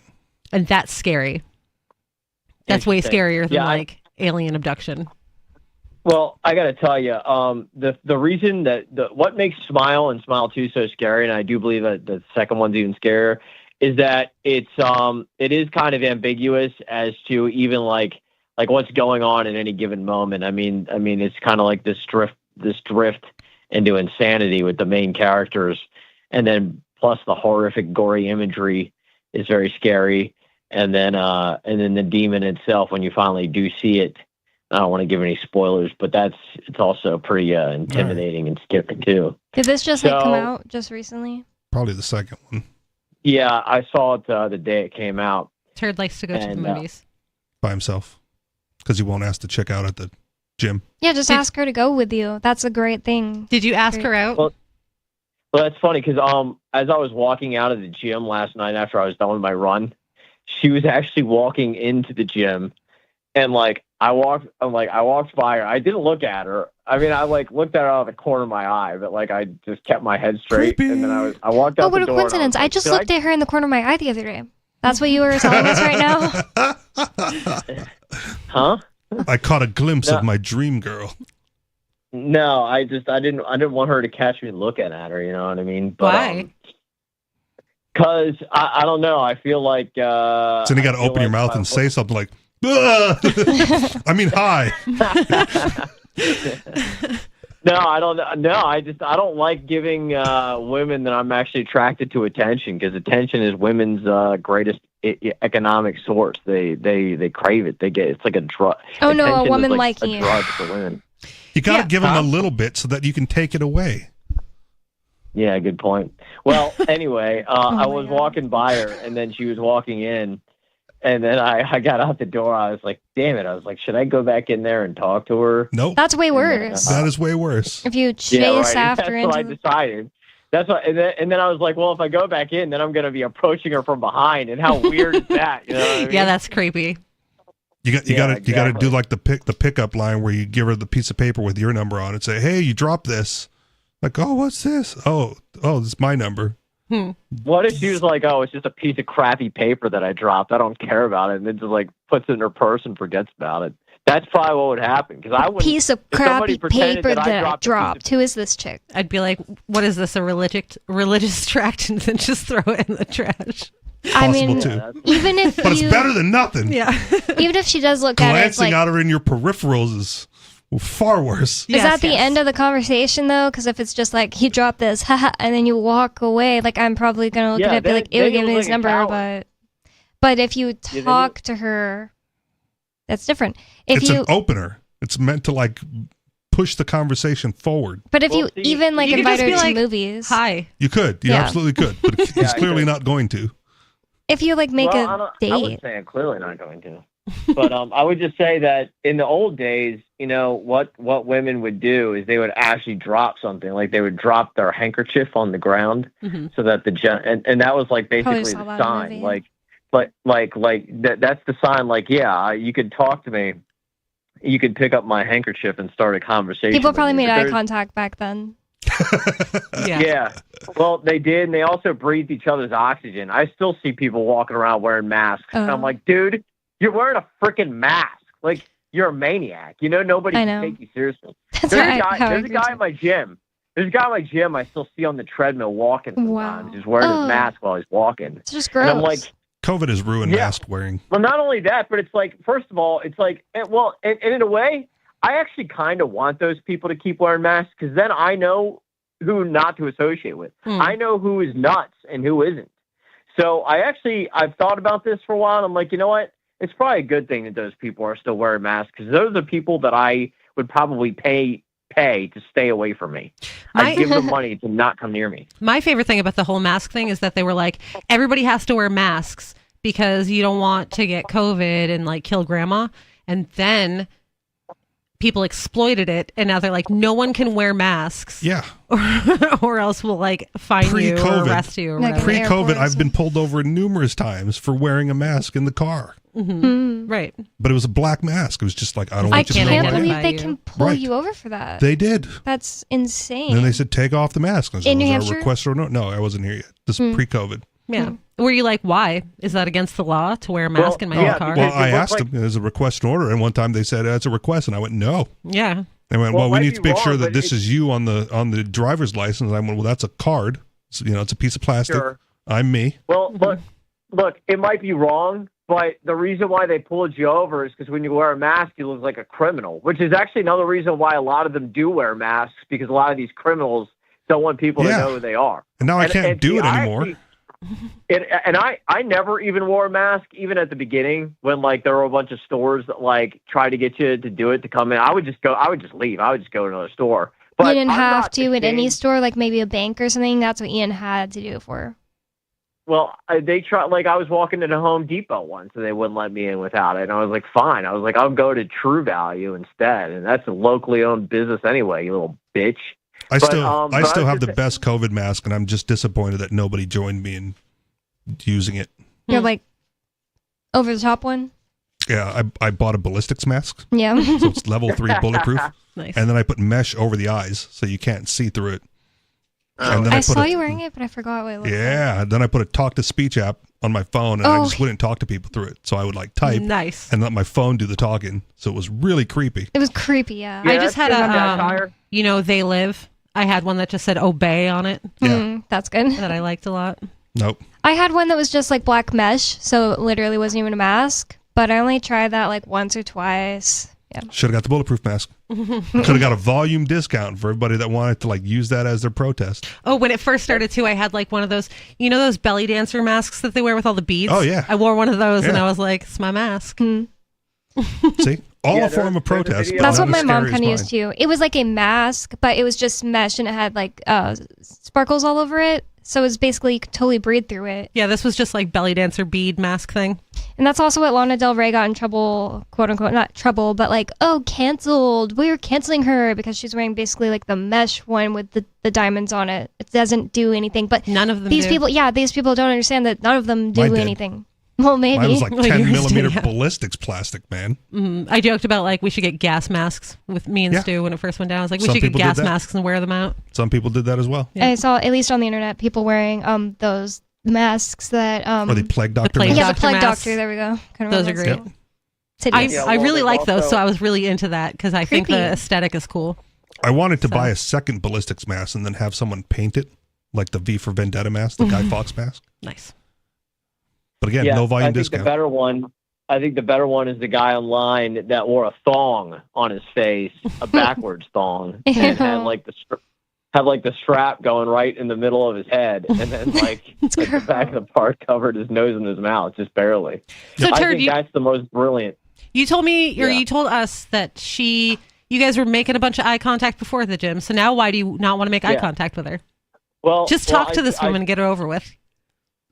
Yeah, I mean, I don't know. I don't even know if I want to anymore because you guys are just making fun of me so much about it. You know, Making fun of you for not doing blame it. us. For not doing it, Yeah. yeah. Absolve yourself of the Well, responsibility. We'll stop it's those making guys fun of on you. the radio people show for my teasing problems. me. It makes In me another feel state. better. So you say that like you don't want to give her attention because that's women's currency, right?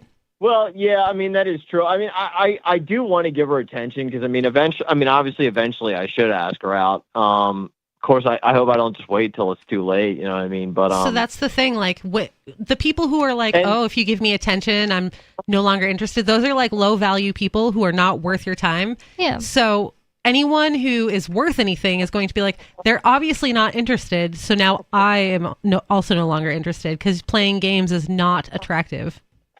yeah, I agree. Playing games is stupid, and yeah, I Yet he'll should've just, side eye like, the at chick least- as he walks into the gym. And if she thinks you're interested but don't want to talk to her, she might not like that because it's like, oh, this guy has no confidence. Yeah. Courage. Cojones, yeah. Yeah. Well, I think just because of the circumstances last night, what I should have done in retrospect was not talk to her, but at least like made eye contact with her and just smiled at her and walked by. And I think that would have been like a good setup for like the next, or at least Tip your you've been fedora doing and that, say though. "milady." Milady? Tip your fedora and say "milady." Don't do that. Oh yeah, I'm not a fedora wearing guy, and I'm also not a morbidly obese like the guy that you're talking about. Okay. Don't I don't ever know, call but- anyone milady. Okay. Yeah, milady, like the grandma's boy guy. You know what I'm talking about. No. Oh, that was the guy that wore the Matrix clothes and grandma's boy, and he called her milady. Yeah, it's so funny. I have no idea. Get with the program, guys. Come on. I'm not with Richie the Rich program. knows what I'm talking about. I saw Grandma's Boy a long time ago, but it Yeah. wasn't good enough movie to like stick in my head and be a reference. I had I've no got the idea. DVD, but I've only watched it once. I had no idea that's a movie. I just thought, I don't know, he was like, that's totally a grandma's boy thing. You know what I'm saying? You know, like if you were a mama's boy. That and like Pineapple Express. One time viewing. I've only seen that one time also. See? I love Pineapple Express. But hey, I was going to say, Bonnie, I was going to take you on a virtual tour of my studio yesterday, but your app won't let me upload It let It's not me my app. upload two. It's yours. You made it. It only let me upload 2 1-minute videos. Okay, well, you can make shorter videos. I asked her to let me see his studio because he's talking about how it's like a $500,000 studio, and I just wanted to see what it looks like, and he only showed extremely up-close videos of like one piece of equipment at a time, or pictures. Upload it to YouTube, make it private, and then send Bonnie the link. Yeah, oh, good yeah, point. there you go. Yeah. Oh, yeah, that's actually not a bad idea. Maybe You're welcome. I will do that. Or do it in the open call room on Matrix. Is there a video I limit don't on think that? that room works. Yeah, there's a Okay. video calling. YouTube is just so Thanks easy. for the call, Turd. 603-283-6160. Call into Free Talk Live and get on the air with us.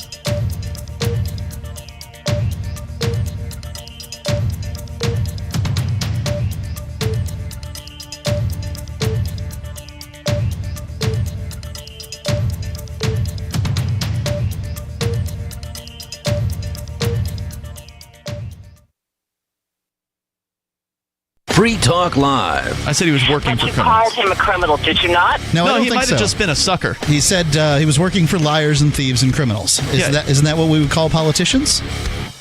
They've been crooked since the dawn of time. Agreed. So let me ask you, what is somebody who takes money to kill at the behest of liars and thieves? What do you call that person? Because a veteran is the one who called in and boxed us in the corner on this in the past. I don't have an answer to that question. That sounds very nice, at least.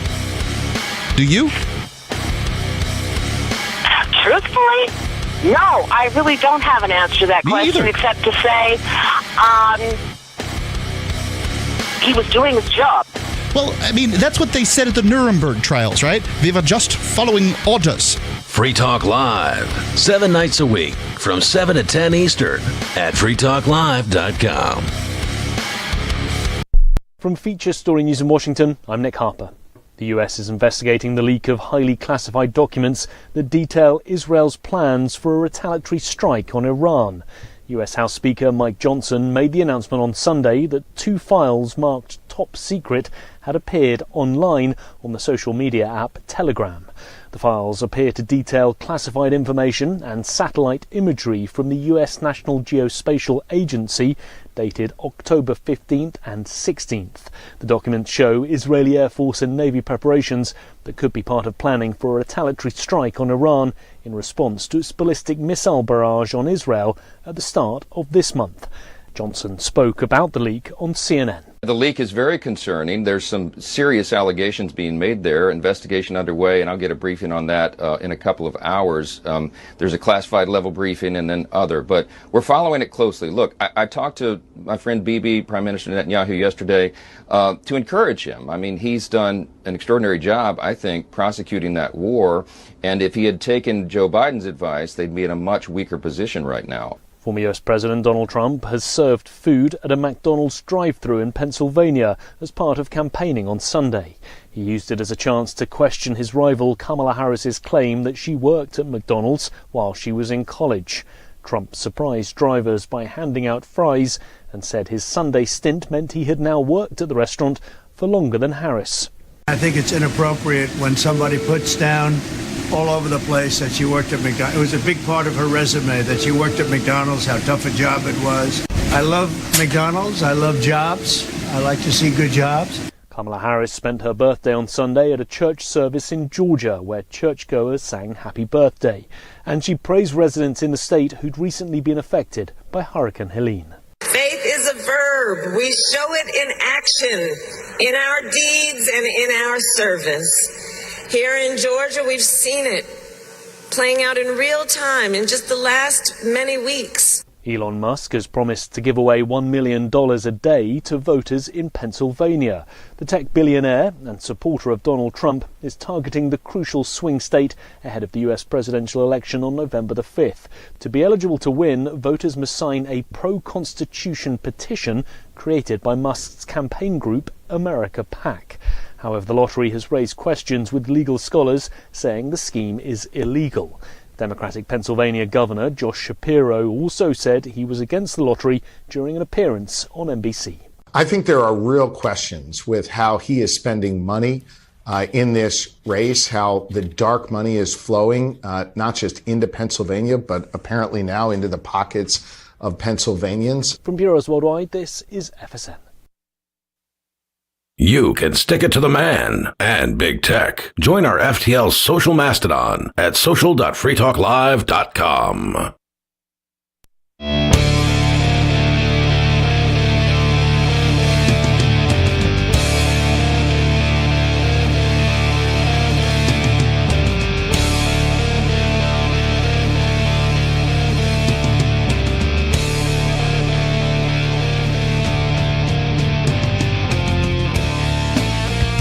It's Free Talk Live, talk radio you control. Call in at 603-283-6160. Bring up whatever you want to talk about.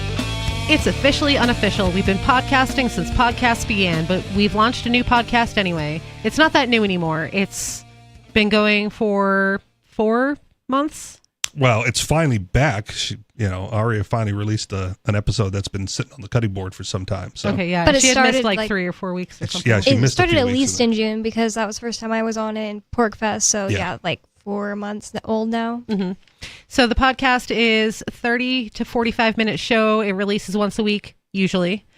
And you can find it at freetalkcast.com. It's brought to you by the same people who bring you Free Talk Live, mostly Aria, and she has different hosts on. We'd love for you to check it out. The existing radio archive isn't going anywhere. This is just a new show designed from the start to be a podcast. Check it out over at freetalkcast.com. Did you see the new episode? I listened to it. Or listen to it? Yeah, there's no video. Was it the interview one that she said she lost? Yep. Okay. Oh, that's good. Yep. So she found it. So that's good.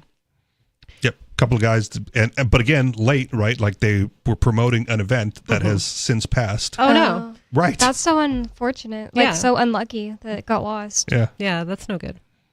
But I don't know how many more she's like produced or has, in the chamber ready to go. I have no idea. She's working like so much at her normal job. Yeah. Like way more than she used to because she got like management.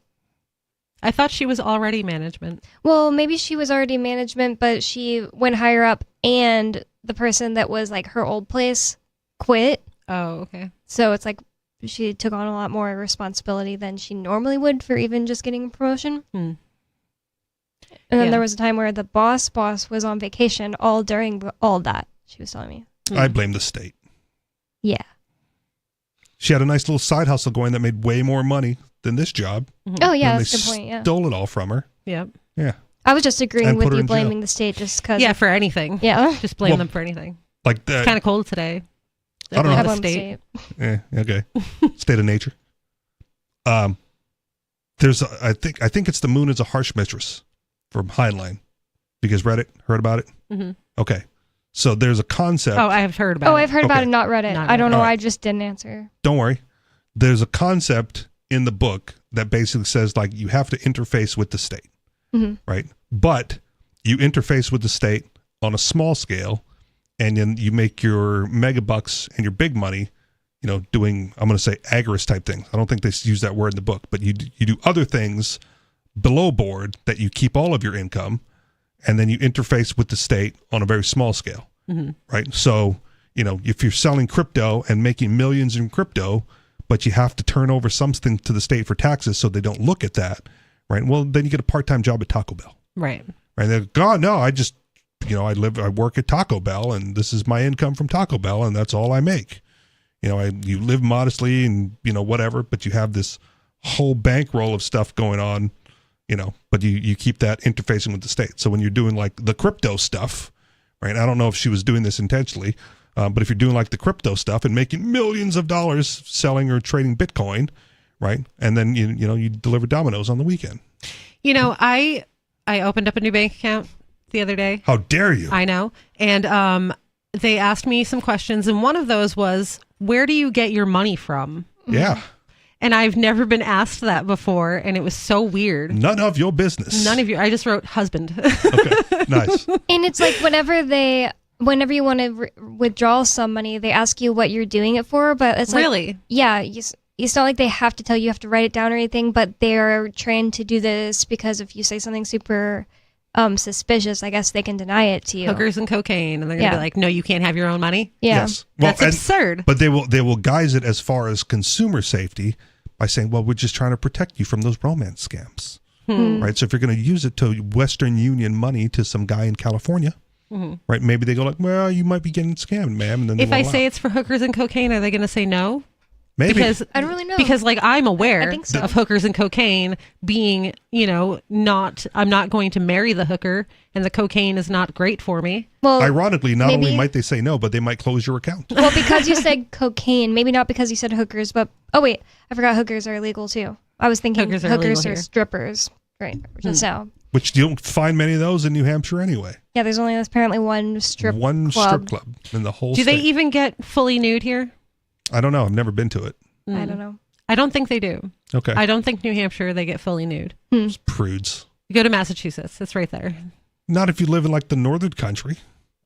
No. It's just like, so it's like shameful to work at the only strip club in the whole state. It's like the one and only. I don't know why. It's like, it's way worse. Maybe it's the opposite of shameful. Maybe they're like really high class. I wasn't even saying that it's they're a gentleman's club. Because there's so many people that would want the job, then they have to pick and choose. Like if you go to places where there's a lot of strip clubs, you've always have like the strip clubs where everyone's all messed up looking. How are college chicks in this town like even paying for their college? One person that one person that I know that has been to that strip club said that they were just like totally run of the mill. That's all. Not like hideous or super high class. That's true for most chicks in New Hampshire, though. That's the thing. When I lived in Utah, there was Someone a strip said it, club not me. down the street from me, and the girls that were in there were like stab wound, cigarette burn strippers, like scars and stuff. Again, in Hawaii, there's a section of town where there's like a strip club across the street from another strip club, so there's a lot of competition. Mm-hmm. Yeah, it's not everywhere. It's like Dunkin' Donuts here. Yeah, yeah. And you come here like there's one. Yeah, one. People always think that that's a joke, the Dunkin' Donuts thing. Like I used to say to Stu when we were in Utah, I'd be like, "There's a Dunkin' Donuts on like every corner." Sometimes they're across the street from each other, and like we came to Boston for a visit a while back, and we walked out of a Dunkin' Donuts and we turned and there was a Dunkin' Donuts across the street, and he's like, "You weren't even joking." I was like, "Nope." And they're not even that good. They're not even that good. I hate them, honestly. The donuts are terrible and the coffee's bad. I don't really- how they got so popular. I don't really eat the donuts. They're just not good. I liked the blueberry coffee a long time ago, but it feels like the quality is not even like consistent anymore. I was laughing recently because somebody, like a politician, was describing some crime that happened recently in New Hampshire, like on the highway, and they were like, "This happened on I-93, just across from the Dunkin' Donuts on blah, blah, blah," and it just made me laugh. I was like, that's literally how prolific the Dunkin' Donuts are. Mm-hmm. You'd use them to like describe where something happened. It's definitely a good landmark. Just terrible quality food and drink. Yeah. Like, why would you go there? Yeah, they're not good. Starbucks is also not good. Yeah. I feel like I don't like it either. Almost all chain establishments for food and drinks are just not that great. Sometimes when they're regional, they can be chain and still be good. Like, I really do like Aroma Joe's. I just get annoyed that, like, I honestly get my order messed up frequently. Do you eat at Aroma Joe's? That's the thing. I don't eat any food, like, at any drive-through place. So that, me and Ian have looked at the ingredients for, like, every single thing on the menu. Okay. Canola oil. All right. At Aroma Joe's. Take Krispy Kreme, though. That's a chain. And delicious. They're just better. I don't like love any of those style of donuts, but they're just notably better for some reason than the Dunkin' ones. The Dunkin' ones just seem like a stale thing you get in some freezer and thaw Because out. Krispy Kreme, you see it come off the conveyor, and then they hand you one off the conveyor. And then when you get them like that, they're freshly hot. glazed. I only like baked donuts and not fried donuts, because I feel like fried donuts just taste like straight oil. Mm-hmm. And they're not good, and I don't like the taste of oil. Malasadas? Can you make malasadas? Oh, yeah, I don't know what that baked is. good. Thought you're Portuguese. I am, but I don't know what that is. It's What is it? probably something fried, which I don't Yeah, like. it's a fried donut. I don't like fried food. But it's a fried Portuguese donut. Well, I don't like fried You foods. had to have been fed it as a child. I probably was, and I was Okay. probably like, "This is delicious." But then I got older, and I was like, "Everything tastes like oil." I went when I flew back to Hawaii. I was like, well, the malasadas in Hawaii are way better than the ones I got in Massachusetts. Way further away from Portugal. Yeah, Mm-hmm. but similar community. Like they just migrated there and stayed. It's a big contingent. But it's like $60 for like 2 dozen. It's like, whoa. Yeah. And then I went home like, Ma, you're not gonna believe how much I paid for these donuts. She's like, well, was it like $50? I'm like, close, yeah, 60. She's like, no, yeah, it's about right. I'm like, dang, what the heck? I just don't like anything that's fried because it just tastes like oil. Everything all tastes the same, like fryer oil. I was just complaining to my mom today, like, but it's part of your heritage. Well, It's disappointing. not that part. It's also- I don't want that part. I like, some good Portuguese sweetbread with butter and Gouda cheese and a big cup of coffee. right. That's preferred. Salty food over fried sweet food. We were talking, me and my mom, about all the food her great grandma, or my great grandma, her grandma used to make, and one of them I'm like, I wish I could still eat that, but I just don't even want it anymore, is fried green tomatoes or eggplant or squash. It was so good to me as a kid, but now I just like don't want something that's like 99% just canola oil. Mm-hmm. Yeah, it's just not very good. It's just Well, terrible I mean, for you can too. change the oil you cook it in. Yeah, but like it's not the flavor cost of effective oil. to cook in any oil that I would accept. Okay. the avocado oil is fake here. The only oil I want to taste is olive oil. That's it. Like good olive oil with some vinegar, red wine vinegar in it, and dip your bread in there. Perfect. You have a basement here, right? Mm-hmm. Okay. Like.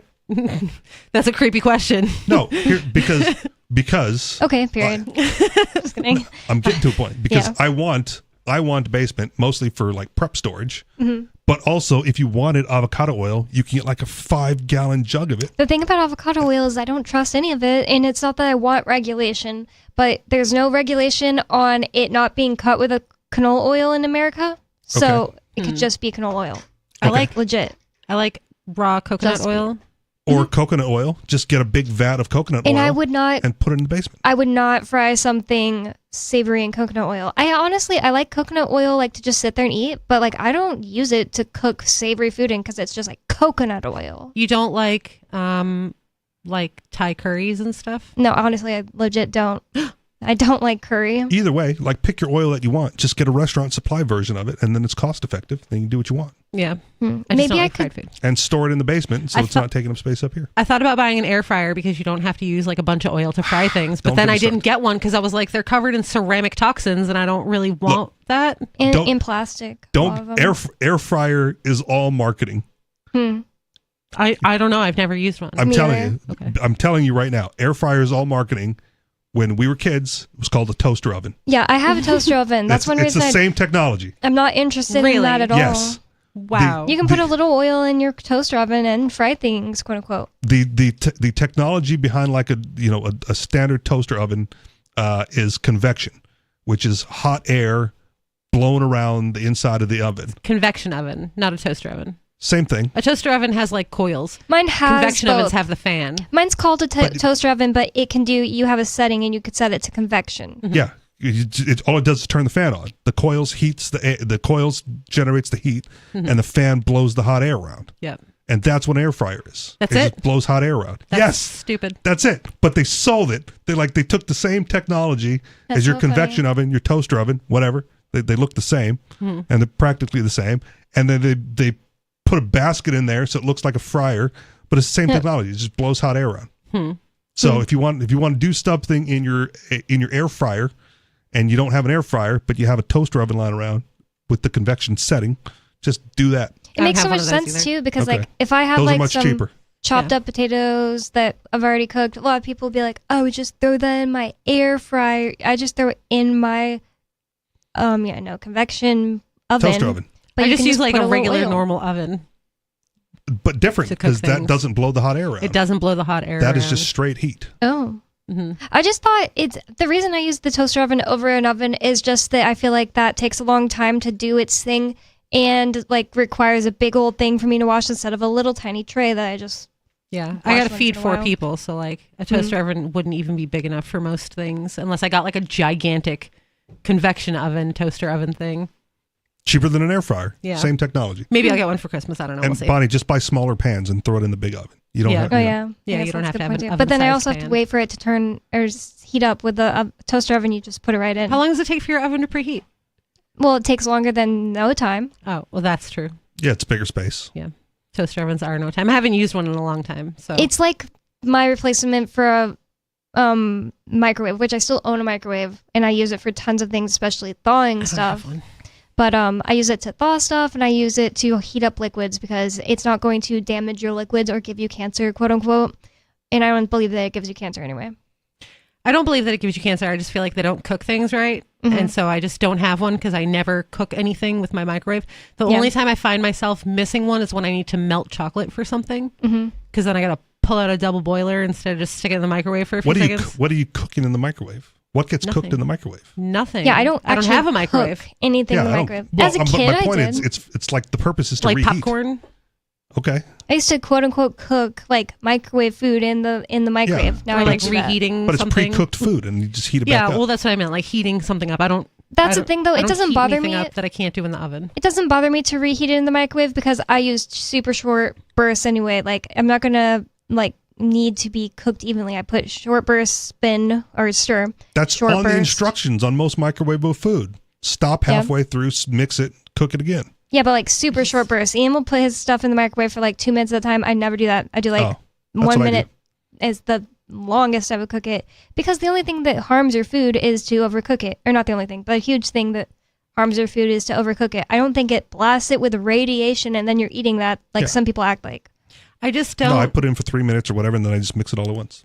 I also don't like hot food, sorry. I don't make anything that is like just heated up food. Like I don't buy prepared foods, and so I don't ever really have a use for it except for like melting chocolate. Well, for me, it's more like food that I cooked the night before, but then I want to take it out of the Or if you meal prep. I don't. Fridge and eat it. That's because you're home. I'm home, and so I just cook every day. Yeah. I'm home and I'm still going to start meal prepping. I've just been... Well, and it's just like when it's a bunch of people, to meal prep for everybody in my house would take me so long, and they'd all be like, I don't want to eat that. Anyway. It takes long one day, but that's the whole point. Like in my mind, that's why I'm going to start doing it, is because I want to do things that save myself time throughout the day, because every day it's like the choices I make take so much freaking time. If I just lay out my clothes the night before, it makes the next day so awesome. Look, I just cooked up some like pork loin for the week, right? And I had to turn on my stove and I had to prep everything, but I made like 7 of them, right? And if I had to like do that whole process each day, it would take significantly longer than like laying it all out, seasoning it all out, cooking it all at once. And that is why I keep eating restaurant food, and I want to stop that because I'm tired of cooking every single day. So just cook it all at once, and then don't cook it and that's the other thing, right? You can't cook it all the way through, except for like the one you're going to eat that night. You got to leave it a little bit raw, because then you're going to throw it in the microwave and finish it the next day. Is that safe? Yeah. To cook it pork? To cook it like not all the way and then put it in the fridge and then cook it later? Yeah. Because when you serve it, it has to be at like the temperature that kills whatever, the bacteria is in there. Mm-hmm. But wouldn't part of it being raw contribute to bacteria breeding because it didn't hit the proper temp of cooking? But it will when you throw it in the microwave. Well, you know the idea that you're not supposed to thaw something and then refreeze it. I think that Laura might be on something here. I personally wouldn't halfway cook any pork and then cook it the next day. I don't think I'd cook all it has to do is chicken, hit the temperature. Anything like that. If pork has to hit 160 and you cook it to like 140 and it's a little bit of raw in the middle, and then you put it in the fridge and then you take it out of the fridge and you put it in the microwave, it's going to get to 160. I don't know if that's proper food handling procedure. It takes too long for you to get to 160. It totally is. Is it? Yeah. Are you sure? Yeah, because when you work in a restaurant, you pre-cook things so that you can serve it quickly later. I'm going to have to look it up. Personally, for me, it would just freak me out, especially pork. All it has to do is hit the temperature that kills the bacteria. That's it. Yeah. Right. But that happens in the microwave. But the initial time, doesn't it? I don't know. Even if there's bacteria on it when you put it in the fridge. And see, you're admitting now that you cook stuff in the microwave when before you were saying you don't cook stuff in the microwave. Oh. Because then you finish cooking it in the microwave instead of just heating it up. So you don't overheat. Yeah. But that's, again, to prevent the overcooking. Oh, I see. It would be worse to try to cook something from the beginning in the microwave. It would be so uneven. Yeah. No, I cook it on the stove, but like a steak, right? If I wanted a well done steak, right, I would cook it to like medium well on day 1, throw it in the fridge, and when I throw it in the microwave to reheat it, it's going to get up to temperature and it'll be well done when you take it out. It sounds weird to my brain. I don't like it either. Yeah, like it sounds like improper. You obviously haven't you might died, be right, and you might be right because it's all in the temperature. All you got to, if you're concerned, just check the temperature. I think this might be like haven't died is not a good excuse, because that's just like survivor bias. Like, oh, I jumped off this bridge 100 times and I didn't die. Yeah. I don't have any gastrointestinal problems. I don't get food poisoning on a daily basis. Either way, even if you were right, I think this might be like the spoon, because even if I had proof that it was fine, I still would be too scared to do it personally. It just has to be cooked all the way through, and it does that when you finish it in the microwave. I don't know how I feel about it. No, I do know how I feel about it. I don't trust it. I also just don't eat pork. I don't really eat do pork it with either. chicken. Unless it's I don't eat chicken. Bacon or sausage. Do it I eat with bacon beef. and sausage. Oh, that's a good point. I eat bacon and sausage. But not like, I don't like Completely pork chops agree with that. or anything like that. Pork chops. Then Anything do it with tastes beef. too much like I don't care. If you want your steak medium well or medium rare, right, then sear it on day 1 and then finish it in the microwave on day 2. So here's my thing, is like, yes, it kills the bacteria, but there are a lot of bacteria that the waste product that they produce as they're multiplying is actually what is toxic and not the bacteria themselves. So even if it's got bacteria breeding all over it and you cook it to the temperature that kills the bacteria, you still have all that toxin on top of it. At least for beef, it's only surface bacteria. That's why you can eat beef raw. Like the bacteria only exists on the surface. Beef is just so great. Like everything I learned about it is so superior to eating any other animal. Like what if you did that with chicken? Chicken, you got to cook all the way through. See? You can't like put that in the fridge when it's like almost done. No, What's you so can't because wrong? it's going to finish cooking the next day when you cook it again. What's so wrong with cooking it all the way through and then just quickly heating it up though instead of cooking it so long in the microwave? Well, Because then it's going to be overcooked. do you like food really hot? Because that's the thing. I will just heat something up to where it's just like basically lukewarm and then eat it. And Ian's like, ugh, this isn't burning my mouth. I don't get it. I don't have to wait for it to cool back down again. I like it above room temperature. I'll tell you that. So usually, like, I don't if need to scald myself. If I make something that I'm going to be having the next day, I cook it like all the way, and then when I heat it back up, I just put it on a low temperature in the oven and let it gently come to temp, and then I take it out and eat it. Yeah, but gently come to temp. You're cooking it again. Kind of. Right. Because it's you're cooking at such a low temperature, like slow cooking basically. Yeah. But it takes such a short amount of time to get back up to temp that it doesn't actually do any cooking of it. How It just short of warms it amount of back up. time for you in the oven? Like, I don't know. It depends on the thing, like the thickness of it and like Sure. what it is. But it takes me 3 minutes in the microwave. It takes my oven longer than that to preheat. I also am not rushed because I'm home. I got you. So, I don't know. It just doesn't make sense to me to have one for me. I get it. But you're not. I'm not cooking it in the microwave. That's not the primary. It's just bringing it back up to temp the next day. I don't know. It And- sounds like cooking it if it's not all the way cooked. That's what I think too. Okay. A distinction without a difference. I have seen people on like Facebook post, like I'm in all these Facebook groups, like crappy food porn groups and stuff. Like I like weird things. I like to see weird things. Anyway, and people like cook chicken breasts from raw in their microwave, and I'm always like, oh man, that is gotta taste terrible, like a piece of rubber. And that's not what I'm doing. Or like eggs in the microwave. I've seen people do that. I'm putting a nice crust on it on the stove, right? And then making sure that it's not dried out when I reheat it the next day. I feel like it might work with beef, but It works everything also with pork I feel and like chicken. everything else feels Every too time I sketch have to something me. like a steak that has been in the oven, there's been no, I mean, in the refrigerator, there's been no problem ever when I cooked it to my liking. Like I want to eat it, eat only part of it, put it in the refrigerator, and the next day heat it up in my my toaster oven. It doesn't burn. It doesn't, it doesn't get dry. I just cook it the next. If anything, add a little water on it.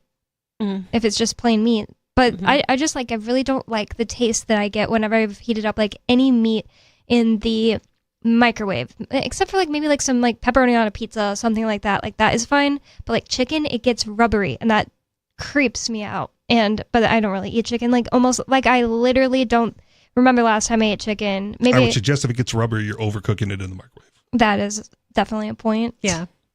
But I don't do it, so it's gross. But any if I tried to cook a steak in the microwave, it's even gonna get just gross. Yeah, it'd be 'cause like you got to put the dry. sear on it first. Be like a hockey puck, I would think. 603-283-6160. This is Free Talk Live.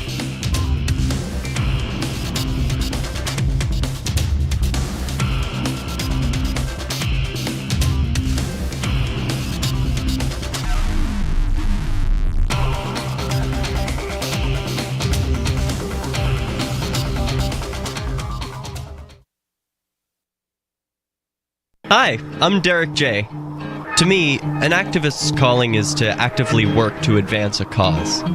The cause for which I work is personal freedom. I believe my life is best when I engage in voluntary interactions and self-government. I reject the idea that anyone else has a higher claim to my life or my body than I do.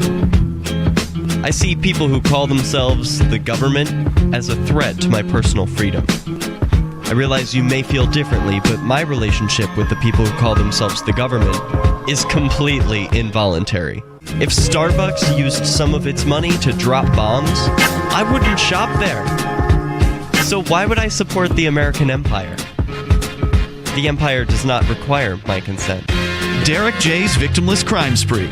Watch it for free and order the Director's Cut DVD at victimlesscrimespree.com. That's victimlesscrimespree.com.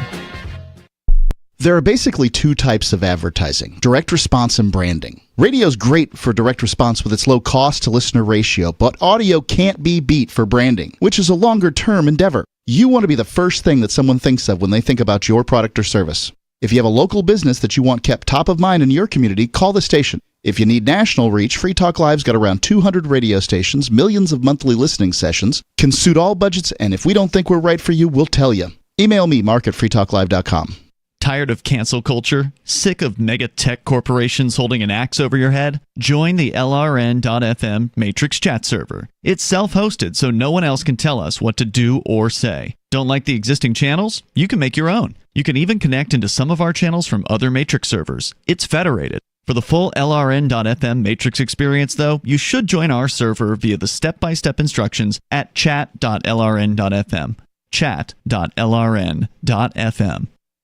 You're listening to the live edition of Free Talk Live. Hour number 3 is next after the news here on the Liberty Radio Network at LRN.FM. From Feature Story News in Washington, I'm Nick Harper.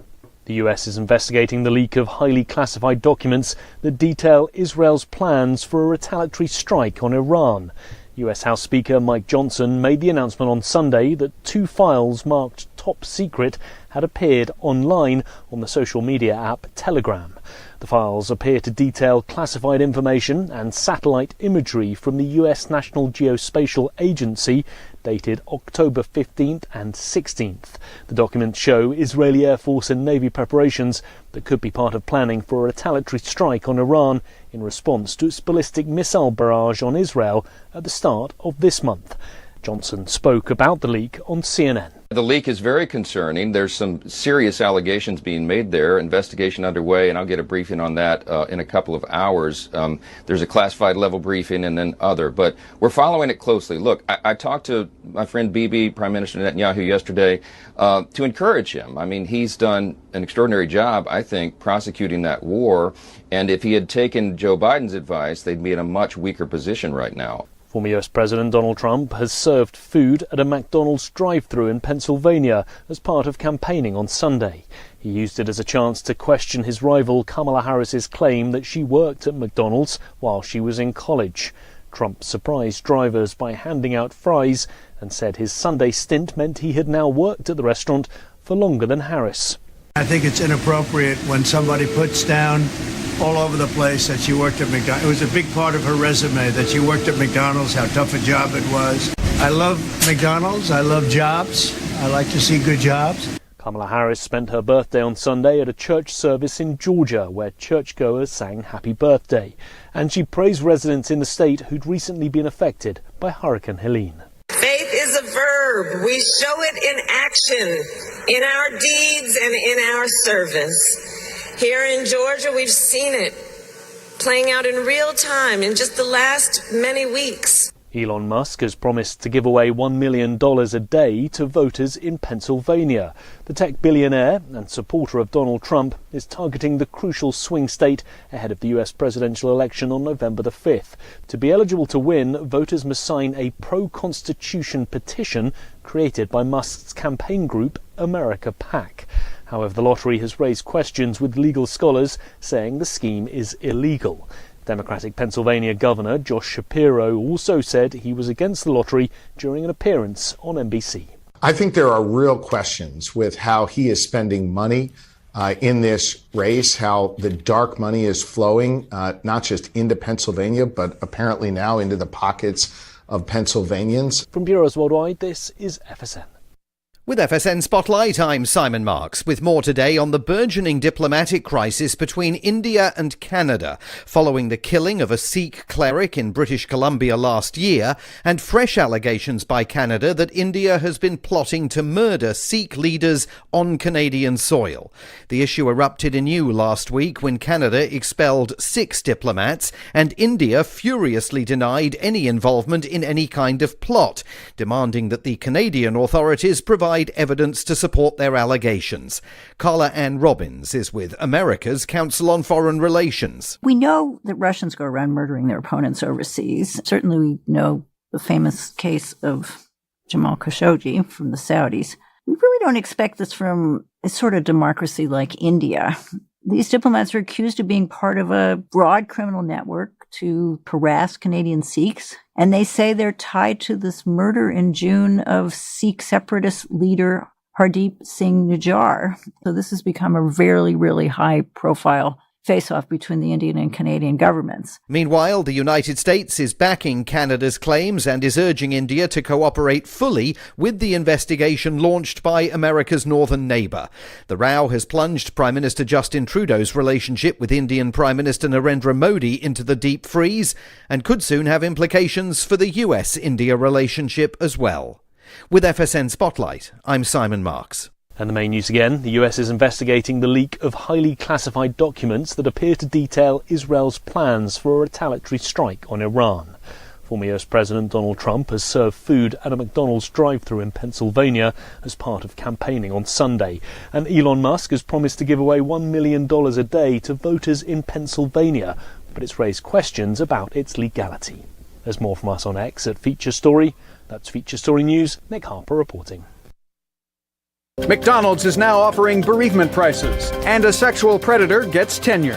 This is the Onion Week in Review. This Wednesday, Samsung announced the release of its brand new really big television. Representatives for the South Korean electronics manufacturer told reporters at a press conference that the gargantuan of an electronics product boasted a variety of new features, including being super heavy and having a screen that was probably 100 inches wide for all they knew. We here at Samsung think this new product will appeal to today's consumers who are looking for a television that's really, really huge. I mean, this thing is built like a Mack truck. You just really have to see it to believe it. In other news, an important decision is sent up to the company's highest idiot. And an area mother doesn't see why Thai people need to make food so spicy. Today's Onion Review was sponsored by Bamboo Garden, voted the best family-owned Chinese restaurant in Idaho for 5 years running. This is the Onion News Network.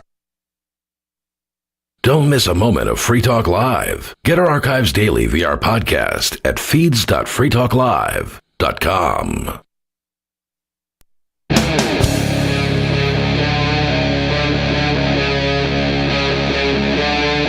Free Talk Live.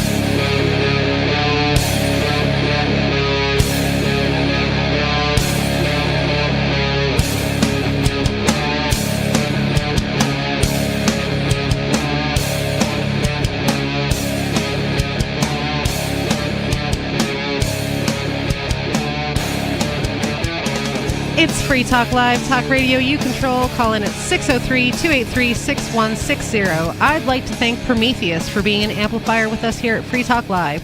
That means that Prometheus went to amps.freetalklive.com and signed up to support the show. AMP stands for Advertise, Market, Promote, and Support. Thanks to Prometheus and everyone who supports us. Again, that's amps.freetalklive.com if you'd like to check out the perks and benefits of becoming an amplifier. In the studio is Lori. Rich. And also Bonnie. So we've had a lot of side talk today about just whatever. But I'd like to go back to the article about AI-controlled robots being hacked. It says, researchers at Penn Engineering have discovered alarming security vulnerabilities in AI-powered robot systems, raising concerns about the safety of these advanced technologies. They found that certain AI-controlled robots can be hacked, allowing hackers to take complete control and potentially cause serious harm. And like the first thing I think of is like the movie iRobot. Okay. Where the robots all like go crazy. That's terrifying to me because we're getting these humanoid robots, and imagine if they were hacked by some bad guy. My mom just said today that she saw an article that said Elon Musk wants a robot in every home. It's like, why do you care what's in every home, Elon Musk? Because it makes him money. Yeah, because it makes him money. That's why he cares. He's selling them. Yeah, right. So he wants everyone to buy one. I don't really care what he wants in every home. Even Jeff Bezos is somewhere on record, I think, saying something to the effect of, I want a piece of every transaction. Like that's the goal. Right? I don't care what's going on. Right? You can buy whatever you want. I just want a piece of it. I want a small fraction of every sale. I'm torn on the robot thing. Like, I would love to have a robot ever since I was a kid, and like we were promised robots. I was like, that'd be awesome. I have a robot to like do things for me. But then also the other side is I don't want a death bot in my house in case it goes crazy or gets hacked. I never wanted one, never liked it. I like the idea of technology, as in, like, I'm glad we have a washing machine. I don't have to go wash my clothes in the lake. But a living, or not living, but, you know, a thing that's supposed to look like a human, it's like I can do without. I have humans. No, I don't want it to look like a human. I want it to look like... You have humans? I own humans. In the basement, obviously. I just meant in my life, like family and stuff. So, but I don't want it to look like a human. I want it to Yeah. look like Rosie from the Jetsons, like all square with antennas coming out of its head and stuff. But even then, what does Is she it a little do? anthropomorphic? A little bit. What does she do, though? She was a Everything. washing machine. She was a maid. Yeah. Yeah, exactly. That's the thing. We already have those. I You don't just have- have to load them. I don't have a maid. I actually don't have a washing machine. Yeah. I think I kind of want People one. want a maid, and they want one affordable because maids aren't necessarily cheap for average people, Mm-hmm. right? Right. I want a robot Rich people maid. have maids. I don't have to pay a robot maid every week. I just have to buy it once There you go. And maintain it and until take it in for servicing. until it gets hacked and murders me in my sleep. Maybe. Just Maybe. chain it up in the garage or in the basement. Yeah. I don't really like the idea at all. It's just like, I don't know. That's just part of life. Oh, well, you have to sweep and mop sometimes. Like, I don't want to give that away for all the things that we'd also be giving up. What are you giving up by having someone do a thing for you? Well, but hiring a person to do a thing is or different. buying a robot? Buying a robot, you're missing out on like the human interaction. The thing is, I could hire a maid if I wanted to, and Ian is always telling me like, maybe you'd feel better if you let people take some load off of your back by hiring someone to clean your house. But the thing is, I'd rather be cleaning my house. I don't want to be paying bills online. That's like all Ian's job that he can't do because he is in prison. So why would I give up on the stuff that I want to do, like cooking for my family and cleaning and stuff, just because the government effed up every other part of my life? Well, for me, like cleaning my house takes a large portion of my day because I have 2 little kids who make messes a lot, and I'd like to be able to spend that time with them doing fun things and like hanging out with them instead of cleaning my house. I think like eventually between it's like, homeschooling and cleaning and cooking all the meals, like I have no me time at the end of the day. That's the whole pitch with AI. But when we Like, I take don't want away- it to do the fun stuff. I want it to do the mundane stuff and then let me do the fun stuff. when we take away like every human activity we have to do, what are we going to do with our family? Like it gets Enjoy boring. them. Like sit around Yeah. and just be with them and have nothing to do all day. That's why I Think love of that it like Ian going loves to to a work. restaurant. Like Ian They do doesn't have to everything work, for you. but he likes to. And I think we'd have a much lamer, boring life if we were just. No, you'd find other things to do. I'm raising kids, so I'm already doing a job. Like that's a job in itself. I'm teaching them. I'm doing homeschool with them. I'm, you know. If I had kids, I definitely wouldn't want them to live in an environment where they didn't have to clean up after themselves, and that's what rich kids end up so weird every single time.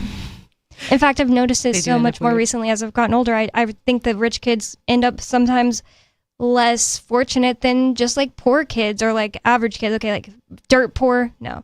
But they end up less fortunate in tons of ways. That's because their parents Social don't make them do interaction. anything. Yeah, it's terrible. Don't Oh, make yeah. them. Living a life of leisure is so unfortunate. It's like they grow up with tons of things missing in their lives. Like one thing I just love about how I grew up is that my dad didn't just give me every single thing I want. I lived with a guy who was my best friend for a long time, and we're not friends anymore, who, it's not like his parents were like rich. They just each had jobs that maybe they made like over $100,000. They weren't like rich, but he was an only child, so he was basically rich compared to me. He was handed every single thing he could possibly want. And it's like he doesn't enjoy anything he has. It's like everything is like, it could be better. It compares it to someone on Instagram. I don't have that problem at all. When people talk about, I get on Instagram, then I compare my lives to other people. It's like, that sounds like a you problem. Yeah. Like you should work on that. I love my life. I'm able to be grateful.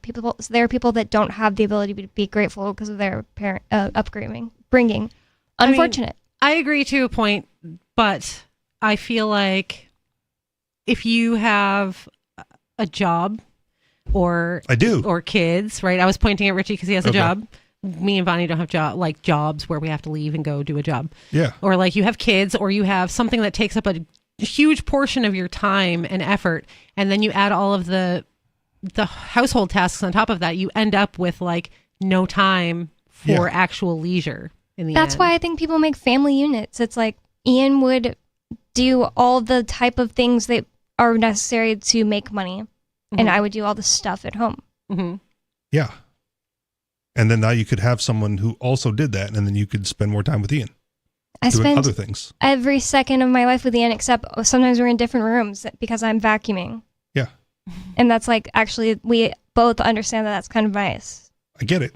Just Like retired, staring at each other, retired drinking men ruin the martinis all household day. by being home all day and infringing on their wife's Ian is routine. home all day, and I never get tired of him being in the house. Sometimes Okay. we just are in a different room for like an hour and then reconvene. I feel like you're the buggy whip manufacturer going like, "What? Oh, we got to stop these cars from being invented because what do people do?" No, it's just that my personal choice is that I wouldn't do that. I don't want to stop anybody from having the freedom to buy it. We do have a caller on the line, so we're going to go to this unscreened caller. Unscreened caller, you're on Free Talk Live. Oh, hi. Yeah, this is David out in California, San Francisco.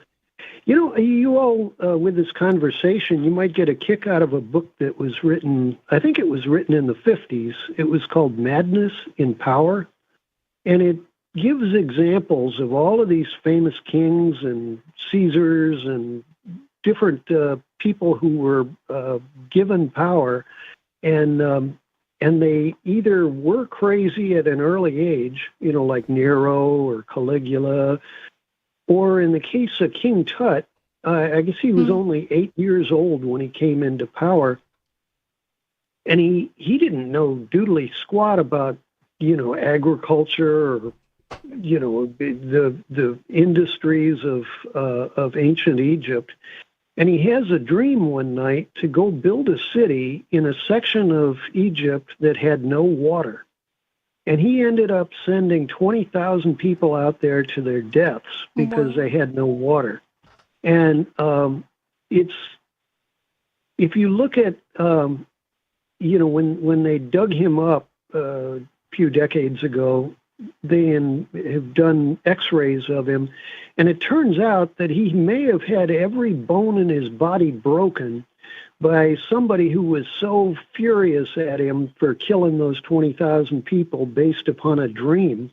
You know, he has a dream to go build this city out in the desert, but he's only 9 years old or 10 years old. He got killed at 9? I didn't know he didn't live a long life or anything.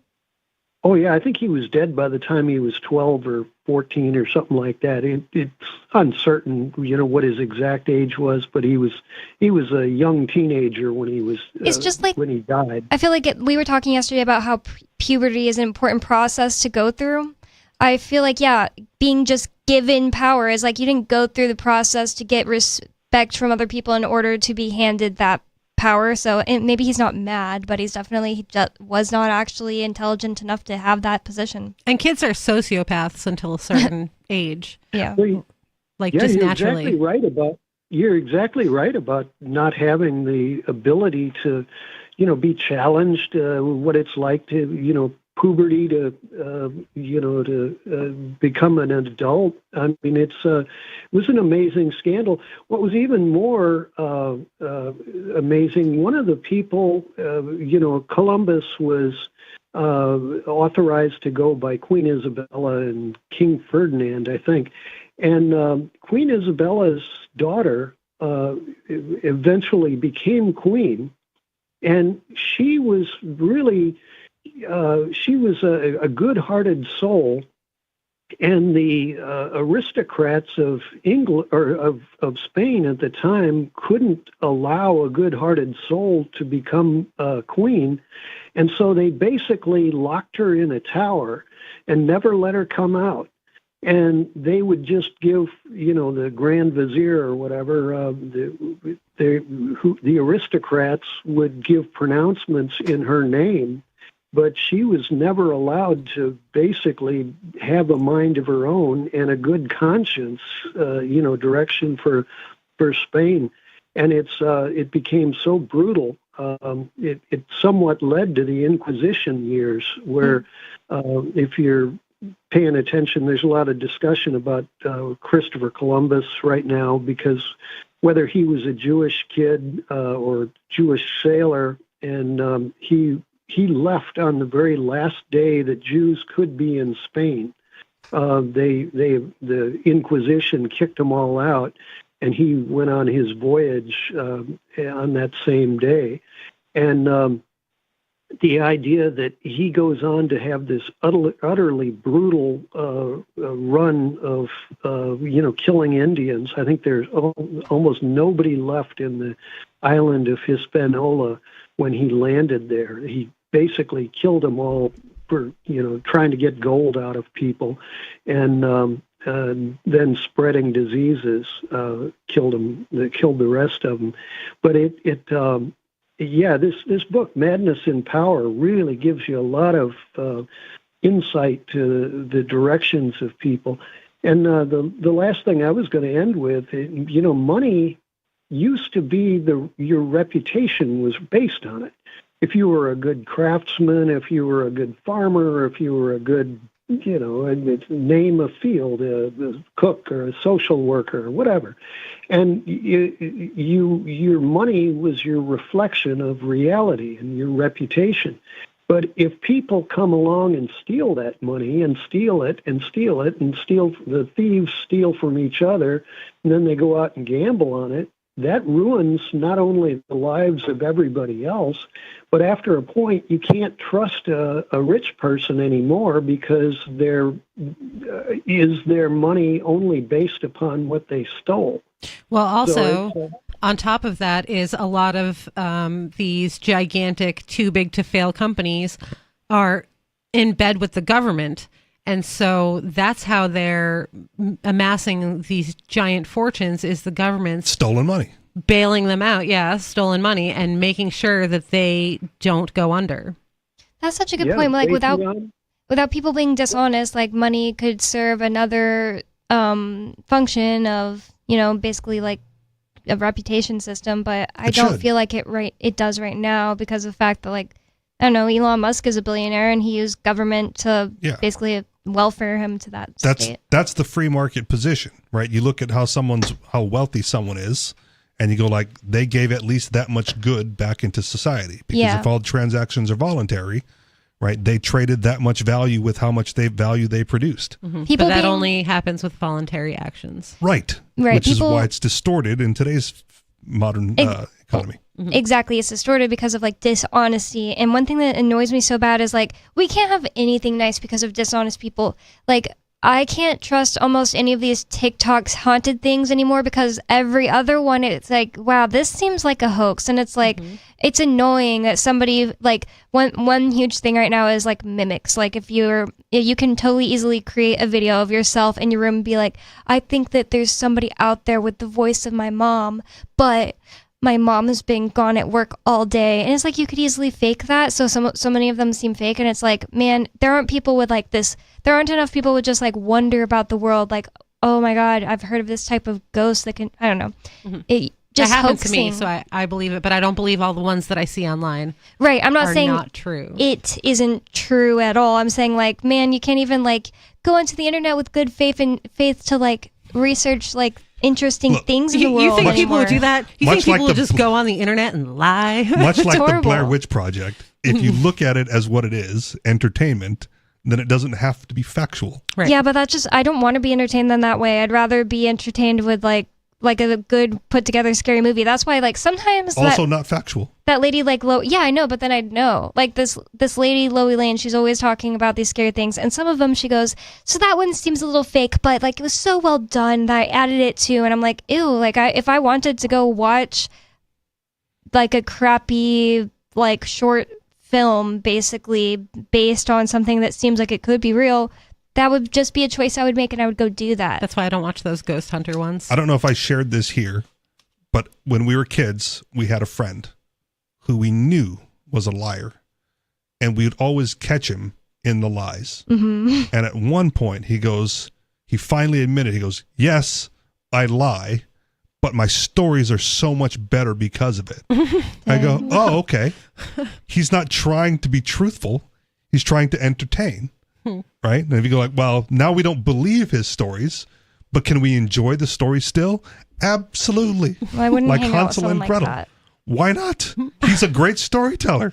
This is like pre-internet and pre-TikTok. Yeah, I just right? wouldn't hang out with somebody like that tried to pass off their lies as a lie for a very long time until people caught him. And then he said, oh, well, I'm not trying to be truthful. But he told great stories. I feel like that problem in particular, and like a lot of the problems with social media and stuff, is that basic human interactions are monetized now. Mm-hmm. Like everything you do is supposed to be some type of money-making venture for somebody, Mm-hmm. which cheapens the whole thing and makes everything inauthentic. Yeah. Also because they ruin the economy and everyone needs a side hustle. That too. When I was a kid, I had one of those friends that lied all the time. And one time she was across the street from me pretending to be on her house phone with a friend. Oh, I should be jealous because she has a friend to talk on the phone with. This is like a typical girl thing.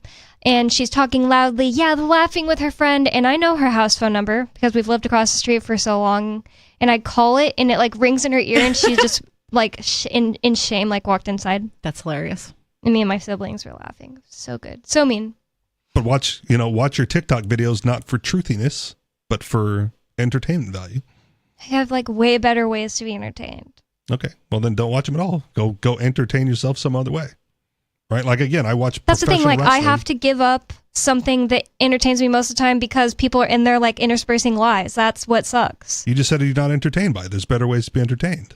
Yeah, I'm saying I'm not entertained by people lying about something happening that didn't really happen. I'm more entertained by, like, whoa, this person is being, like, authentic and telling a story of something, like, crazy that happened in their house. And then interspersed in between that, there are people making crap up about it. And it's not entertaining. If I went to watch some, like, a fiction movie, I'd watch a like really good fiction movie, not somebody sitting in their bedroom lying. Yeah. Again, the market has spoken. There are plenty of fiction I don't think movies it's for you to- really the market whenever we're talking about, like It is. lies. You have options. Because Pick the better 99% of the people watching that, they think this is true and that's why it has all these views. Oh, well, that's their problem. I'm not concerned with other people being misled. I'm just saying I don't think it's the same thing as the market. Like the market didn't show me the best No, the video. market has provided you with alternatives, and you can opt to go view those, which you said you do. David? Well, I disagree. There, if you look at, for example, Governor DeSantis down there in Florida, does not believe that climate change is real. He doesn't believe that polluters are causing global warming, and so the entire state. And this is true also for Texas. They do not believe as an official policy that climate change is real. Good. So last summer, they had 60 solid days of 109 degrees. They've made it against the law to get a drink of water. If you're working, you don't get a guaranteed break every 2 hours, a 10-minute or 15-minute break. And they We have do right to not work have there. Well, yeah, I agree. And it's a good idea to get the hell out of there because the insurance companies, as you're talking market forces, the market forces of the insurance companies know that if the state knows that climate change is real, then they're going to invest in preventative measures. They're going to do their best to not pollute the oceans or the Gulf of Mexico so that these huge storms don't form over the stagnant water. But because the policymakers are kissing up to the polluters, they refused, and you're talking about 99% of the people believe in the lie. They say 80% of the population of Florida believe that climate change is real, but they're stuck with one fool at the top that is making it against the law for have any agency of the state of Florida use the phrase climate change. It's against the law to use the phrase. That's insane. Just like that part's insane. I'm generally a disbeliever of man-made climate change. Well, it's just pollution. It's simple as that. I mean, they've polluted the ocean so much that it's becoming stagnant. Okay. And these storms, these massive hurricanes, if you got rid of the government, you'd be able to sue the polluters if you could prove damages. I basically have no strong opinions on is climate change real? Is climate change fake? I just don't want the government to control my life over it. And global warming is good. I feel like it Well, must be. it's the same problem as these giant conglomerates, is they're all in bed together, handing each other money, and so it's just whatever the big business of government wants in the end to make themselves more money. Warmer planets produce more life. 603-283-6160. It's Free Talk Live.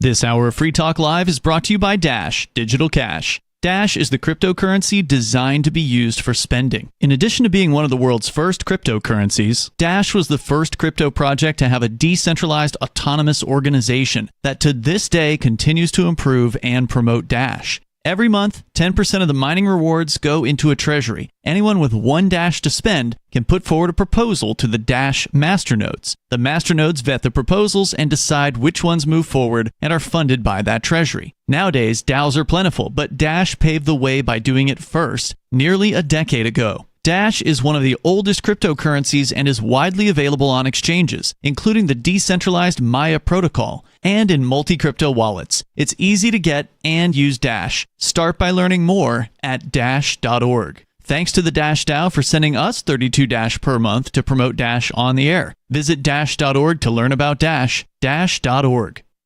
From Feature Story News in Washington, I'm Nick Harper. The US is investigating the leak of highly classified documents that detail Israel's plans for a retaliatory strike on Iran. US House Speaker Mike Johnson made the announcement on Sunday that 2 files marked top secret had appeared online on the social media app Telegram.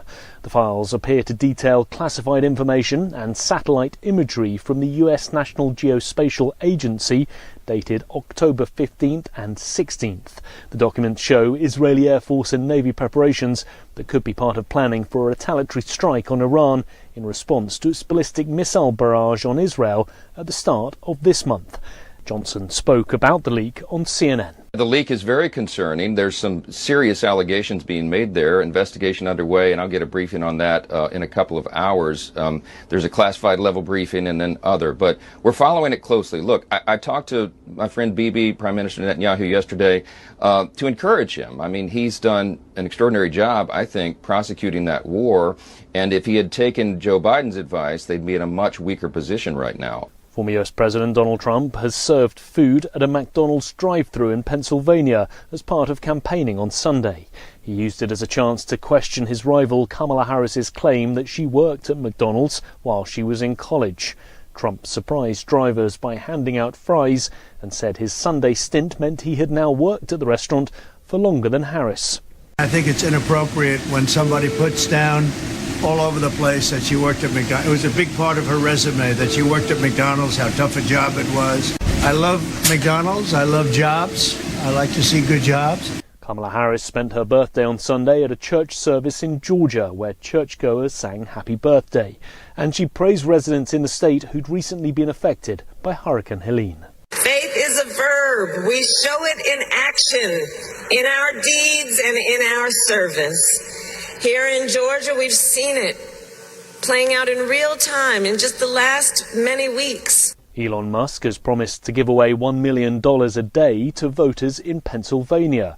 The tech billionaire and supporter of Donald Trump is targeting the crucial swing state ahead of the US presidential election on November the 5th.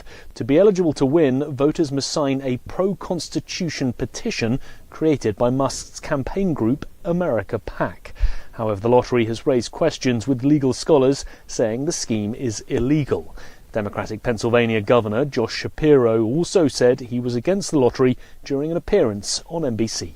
I think there are real questions with how he is spending money in this race, how the dark money is flowing, not just into Pennsylvania, but apparently now into the pockets of Pennsylvanians. From Bureaus Worldwide, this is FSN. We're still not sure why you'd want to watch, but our video feed is streaming nightly for free at cam.freetalklive.com.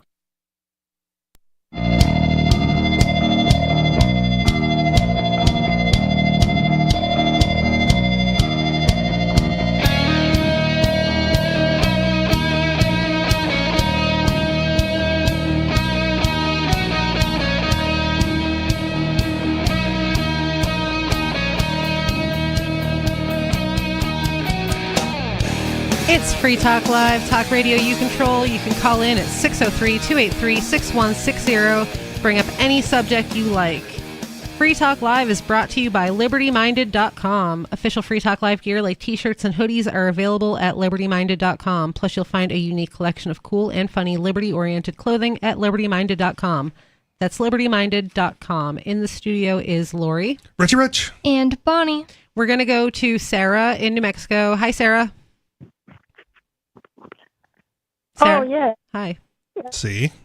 Oh, yeah. Can you I hear? just. Oh, yes. Sorry, Yeah, Sarah. okay. We heard you eventually. I thought you were breaking up at the beginning. Well. Okay.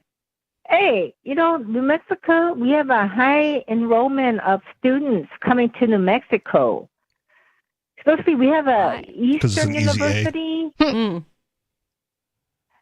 Yeah, we have like 3,000 people. Hello? Oh, I said, what is it? Like Richie Rich said, easy A, and I said, is it party schools? Like, why is this happening? Well, the UNM had 3,000 students, and the whole thing about it is like they really don't know why.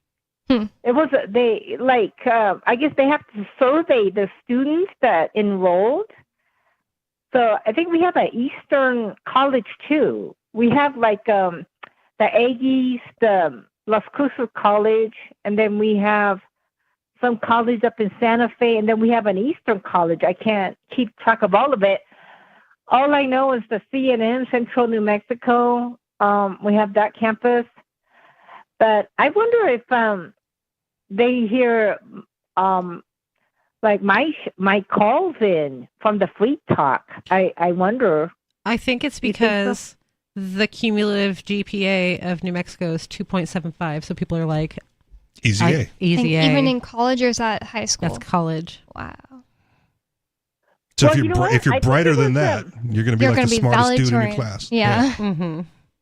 Well, the thing is, I think the bar was low all the time, but we never had much student enrollments before. It's like they were like, "Oh, don't go to Albuquerque. Look at all the criminals, all the drug addicts, and all the crime." It's like, no, don't go there. And now there's so many students coming. Maybe there were just some to illegals busting in one area. Do you think that's it? Or maybe it's more cost effective now. Hmm. Like before, they could afford to go elsewhere. Now, like, where can we afford to go? That makes New sense. Mexico. That Yeah, makes that's probably sense. it. Right. The cost effectiveness. I know And they'll just hand students us from money other- because New Mexico likes to just give out money, apparently. Get a degree in government corruption. Mm-hmm. Well, they want to make it easy. Drug dealing the thing 101. is that colleges provide a lot of jobs and economy for our state, even with the lowest. The students that come here that pay the low tuition, it stimulates our economy. That's like money coming to our state. Hey, that's a good reason to have more immigration.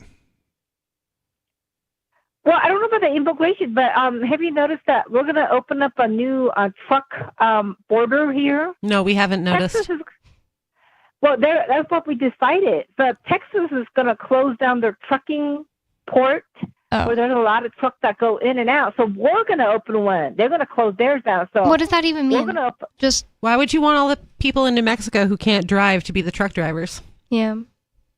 Good I don't question. know who are going to be the drivers. But Well, there's nobody in New Mexicans. Mexico can What drive. does this mean? A trucking port? I've never heard the term. Well, in other words, all the shipments that go back and forth the border, Texas is going to close there. In other words, like there's 5 trucks coming in and there's 3 trucks going, all the shipments coming back and forth.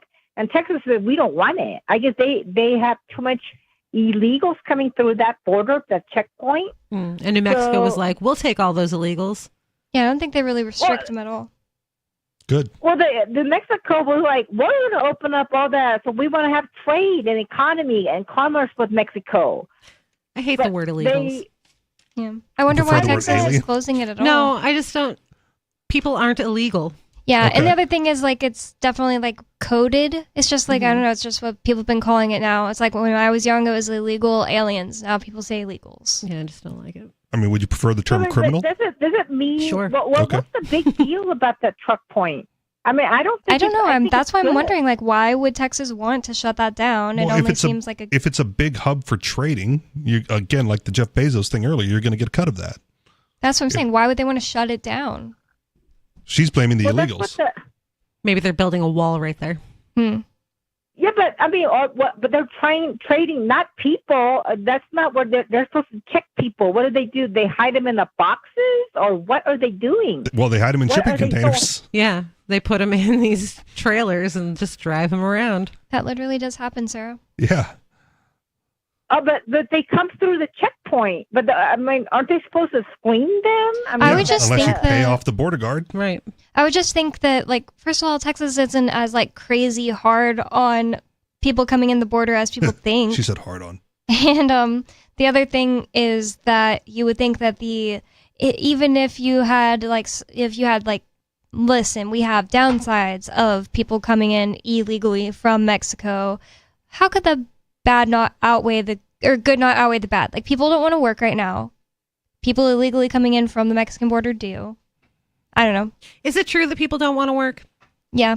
Every other day I hear people don't want to work. Nowhere's hiring.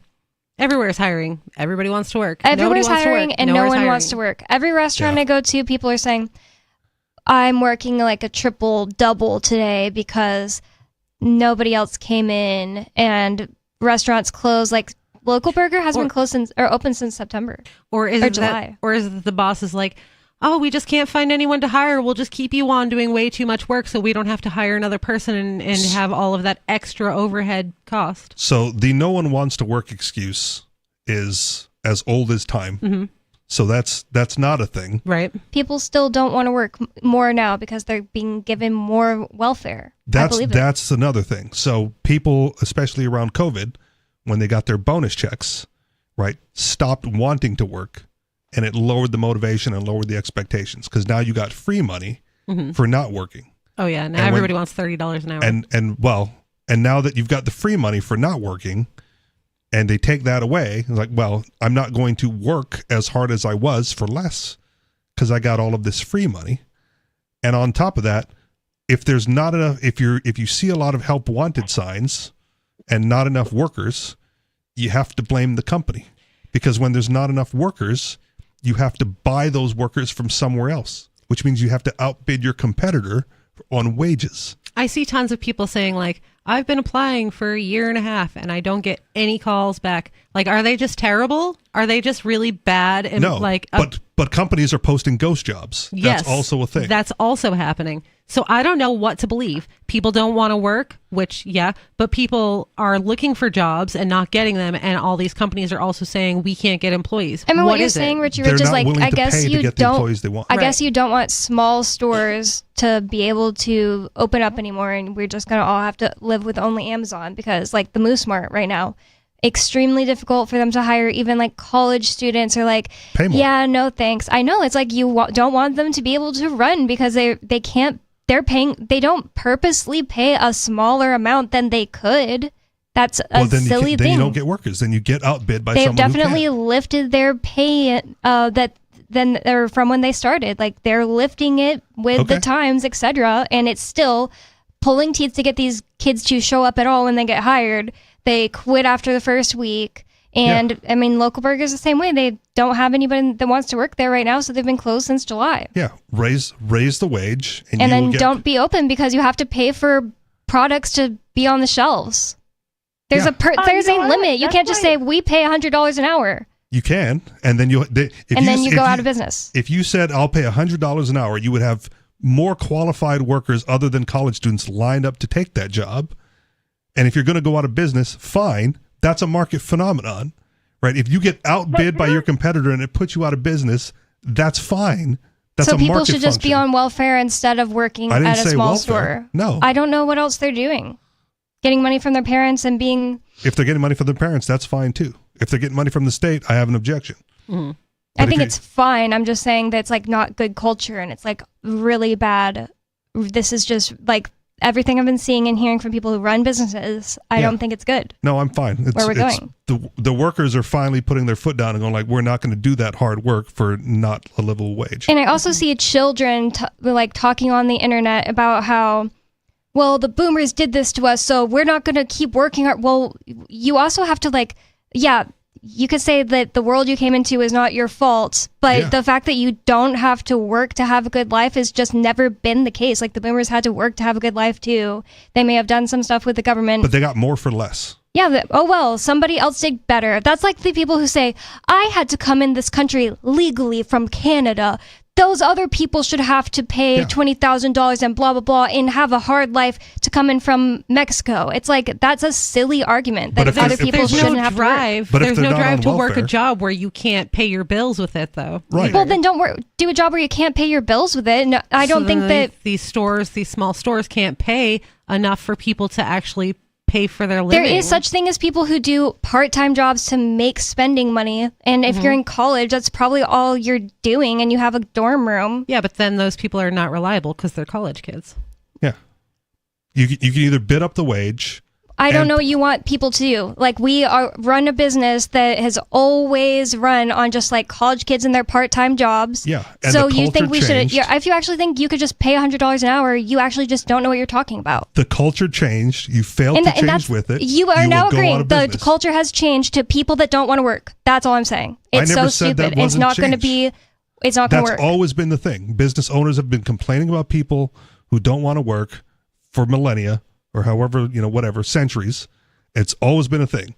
Well, then don't tell people to pull themselves up by their bootstraps and open a business, because that's not happening. No, I'm just saying, don't ever say that. If you open up a business and you go out of business as a market function, that's a market activity. Not all businesses have to succeed.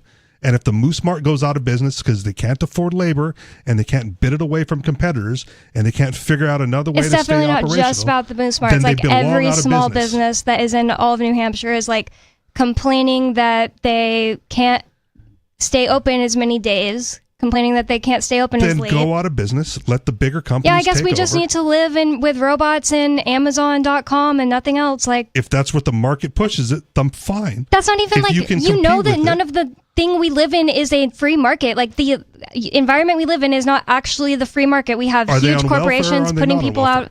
Like, Amazon's on welfare. Yeah, they are on welfare. The corporation's on welfare, sure. Yeah. So we do not live in a actual free market society. I got it.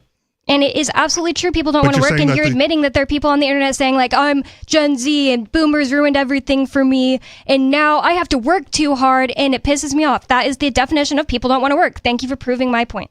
I didn't disagree with that point. You said it from the beginning, that is not a thing. You said that people don't want to work, it's not a thing. I said it's we can rewind. I swear you said that has always been something people said, so that's not a thing. Yes, it's been something people always said. And I'm fine with people not working as a it's absolutely a thing. As a strike against low wages that don't pay enough to have a good life. So to answer your question from the beginning, people don't want to work and they're lazy. No, but they're willing to work. They're not. They will. They're work literally just not working as an alternative to working. Because you won't pay them enough to work. You have to outbid their free time, and Moose Mart is unwilling to do it. So go out of business, let the big boys handle it. Yeah, I guess we'll just have Amazon, and literally people won't have jobs. They'll complain to the government, and Amazon. Then they don't work for Amazon. They just don't work. How there's a limited amount of people who work for Amazon in the world, and there's lots of people who How are don't these have people any not working, getting their money? welfare. How do you not know that? I know that. Literally people, like 99% of people walking around on the street in cities are on some kind of welfare. Is they that don't have true? to have Like anything wrong with them. 99%. I know that. I don't think so. I know that like Walmart was at one point. I don't know if they still are, but they were the largest employer in the country. People at work one point. and they're on welfare. And they'll be like, I can't pick up any more hours because then I'll lose my welfare. Every job I've ever had. Mm-hmm. Okay. So your complaint is with the welfare system. Yes. And the fact that we don't have a free market and the corporations being on welfare. But in a free market, if you needed workers and you couldn't afford to pay them, you would go out of business. And that's a proper market. But function. we don't have a free market. So what you're comparing the literal stores around here dealing with to a free market, they can't compete and they'll go out of business. It's just not the same thing. In a free market, sure, but we're not dealing with that. We're dealing with people who they could make more money on welfare, so they're choosing not to work. So businesses are going out of business. Okay.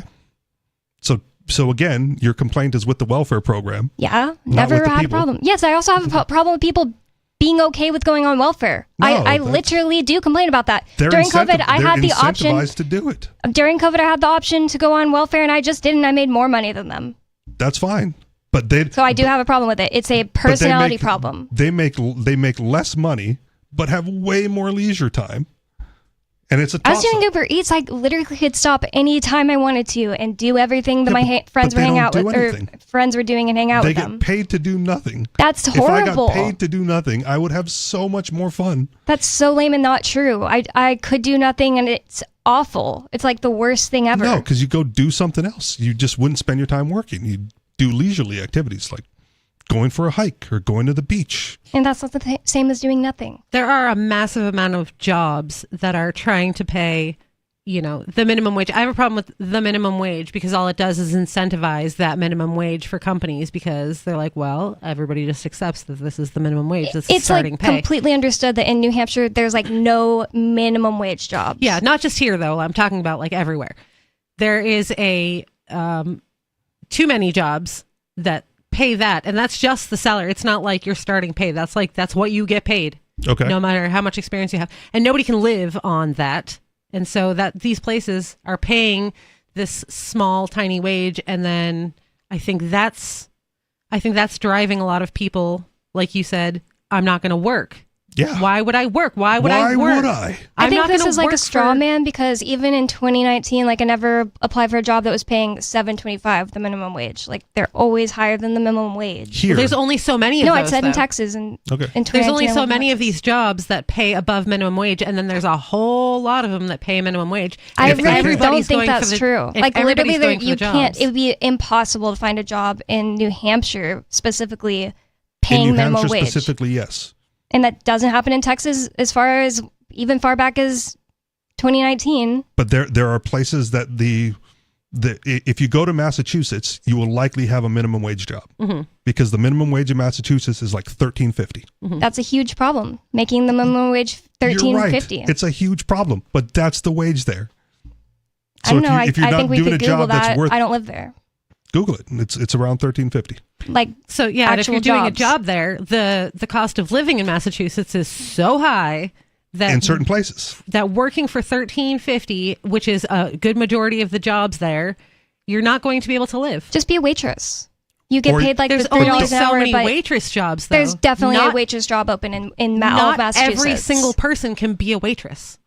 And It don't doesn't be have in to be every Boston. single person. It's going to be more expensive in Boston. That's why Right. Boston plays well. But then, so these jobs that pay more than minimum wage are going to get filled. What is everybody else going to do? They're going to have to go for the minimum wage jobs, but then they don't want to do that because they can't Every pay their job bills. paying more than minimum wage isn't filled. That's just a not true situation that you're making up. Like that's not something that's happening right now. Every single job that's not minimum wage is taken. It's just not true.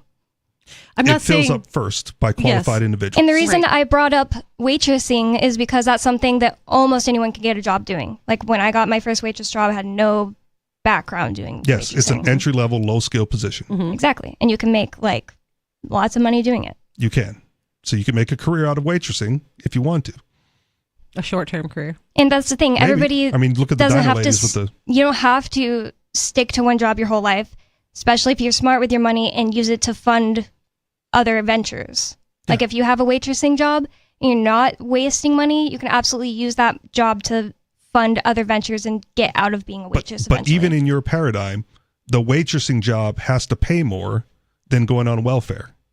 Because if it doesn't, you're not going It to get doesn't people actually off the have welfare. to, because you can also have standards. Aria's talked about this. I've talked about this. People who have the personality trait to say, I could go on welfare, but I'm going to take a risk and actually work and try to make more money. Yes. It's possible. And So it's not. and it's called the welfare cliff because in order to get to that point, generally people have to give up a lot and work a whole lot more just to get back to where they were, and then work a whole lot more to get ahead. I think this And whole most show people we've talked a don't lot do about people just, working as some kind of evil. Like having to do a job as some kind of evil. If you have actually like nothing to do, It's not like an evil. it's not good. It's not like some kind of great thing like to have nothing to do. It's like, what's the point of your life? Because you do more leisure activities. If I Just didn't have leisure activities every day get boring. maybe for you, I would not get bored having a life of leisure. Yeah, I would I'm not looking get bored forward just to hanging out retirement. with my kids. But that's that would be great. You would have to do more than just hang out with kids. I mean, I don't just hang out with my kids. I teach them. That's what I'm saying. Like, that's all work. That's like doing something. But I'm you're not talking getting about paid just like for it. You go to the museum. You go to the park. Right. You go for a hike. Like I said, you go to the beach. Right. You take up a hobby. And I'm not You learn talking a new about skill. doing only things that you have to get paid for either. But that's what you would do with your time if you did not have to work. I don't really think that that's necessarily like some kind of way better life than working. Like, you can enjoy yourself doing the thing that you love for a lot less time. So this you is take 40 hours of your week away. Just fill that with something that you enjoy. Sarah's on the phone. She is on the phone still. This is an excerpt from an article called "A Closer Look at Low-Wage Workers Across the Country" from Brookings.edu. It says, in a recent report, we found 53 million Americans ages 18 to 64, which is 44% of all workers, earn low hourly wages. Their median hourly earnings are $10.22, and for those working full-time year-round, the median annual earnings are about $24,000. Nobody can live on that. Sounds like they need a second thing to be doing. Yeah, so 80 hours. 80 hours a week, right? Yeah. Good plan, Bonnie. You can have passive income. But you guys are acting so helpless. It's like, honestly, like cringe. You cannot blame people for not wanting to work for $24,000 a year. Yes, I can move to another state. There's I was only so 18 many and I got a jobs. job making more money than that just working at front desk of a hotel. If 44% of these jobs, if 44% of the jobs, the workforce is working these low-paying jobs, where are they all going to find all these much higher-paying jobs? Where all of these 40, all you know is that there are 53 people million working these people. jobs. You don't know that they're not doing other things on top of it. You don't know Bonnie that they sounds need like more the than boomer that. saying, pull up your bootstraps. No, I'm Just get saying a job. I get a actually better believe job. in that. I actually believe in that, but it's almost impossible when people can't even start a business because these welfare corporations are making it to where you can't even run a regular business and pay people because, well, we could just work at Amazon for a couple more dollars an hour. That's a problem. But that's the problem. Now the only options are work at Amazon or already be rich. That's worse. Like what you're describing Why is would anyone worse. want to work for Moose Mart if they're not paying as much and the work is harder? Because some people used to need like a part-time job. Yeah, you should take advantage of people by And paying it's not them less harder than because they working had at a need. Amazon. Amazon is hard. But this is not the fault of the people who are the workers. The other That thing is all you read not was there are their- people that have these jobs. You don't know they don't have secondary jobs. You don't know they need that much. For all you know, they're They married. shouldn't need a secondary job. For all you know, they're married and they're just making extra money for their family. You're acting like there's people who are just like crawling on, a dirt floor, and it's like they have no other options. They couldn't possibly move. They couldn't possibly get another job. They can't save. It costs money to move. It's not the and fault most of the people people. don't save money. It's not the fault of the people that they don't want to work for a pittance that they can't survive on. It's the fault of the corporations and the government handouts and the government welfare. It's not the people's fault. You're mad at the wrong people. I'm not in the mad at situation. them. Oh my Or God. you're denigrating the wrong people in the situation. I am actually absolutely not their denigrating fault. people who think they should have to not work and be doing leisure all day and make the same amount of money that people who work very hard make. It's like Sarah thought. Yeah, but that's how they're incentivized. And why are you blaming them for following their incentives? I'm not blaming them. I'm blaming the major corporations and the welfare. Okay. I also think that when it comes down to it, there are ways that you can make better decisions for yourself than just being like, all I can get is a minimum wage job. I can't be a waitress. I can't move my house. I can't change my spending habits. I can't do anything. There's Tons a of lot people do that it. can't. Lots Tons of people do it. No, there's not anybody who can't Lots of except for people like do it. retarded people and like people who literally can't. Most people saying they can't absolutely can. 603. Doubt Oh, it. no, don't call because this is over. This has been Free Talk Live. We've been great. You've had a fantastic time. Thanks for listening.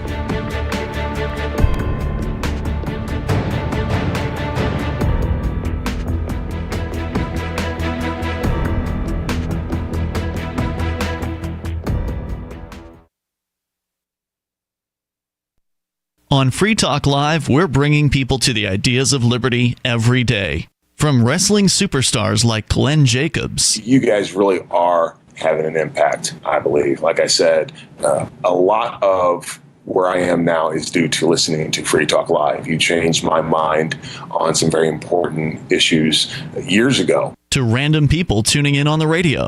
I was kind of stuck in the left-right paradigm. I heard your show by chance on a Saturday night. From there, I went on, joined the Free State Project, and become an amplifier. So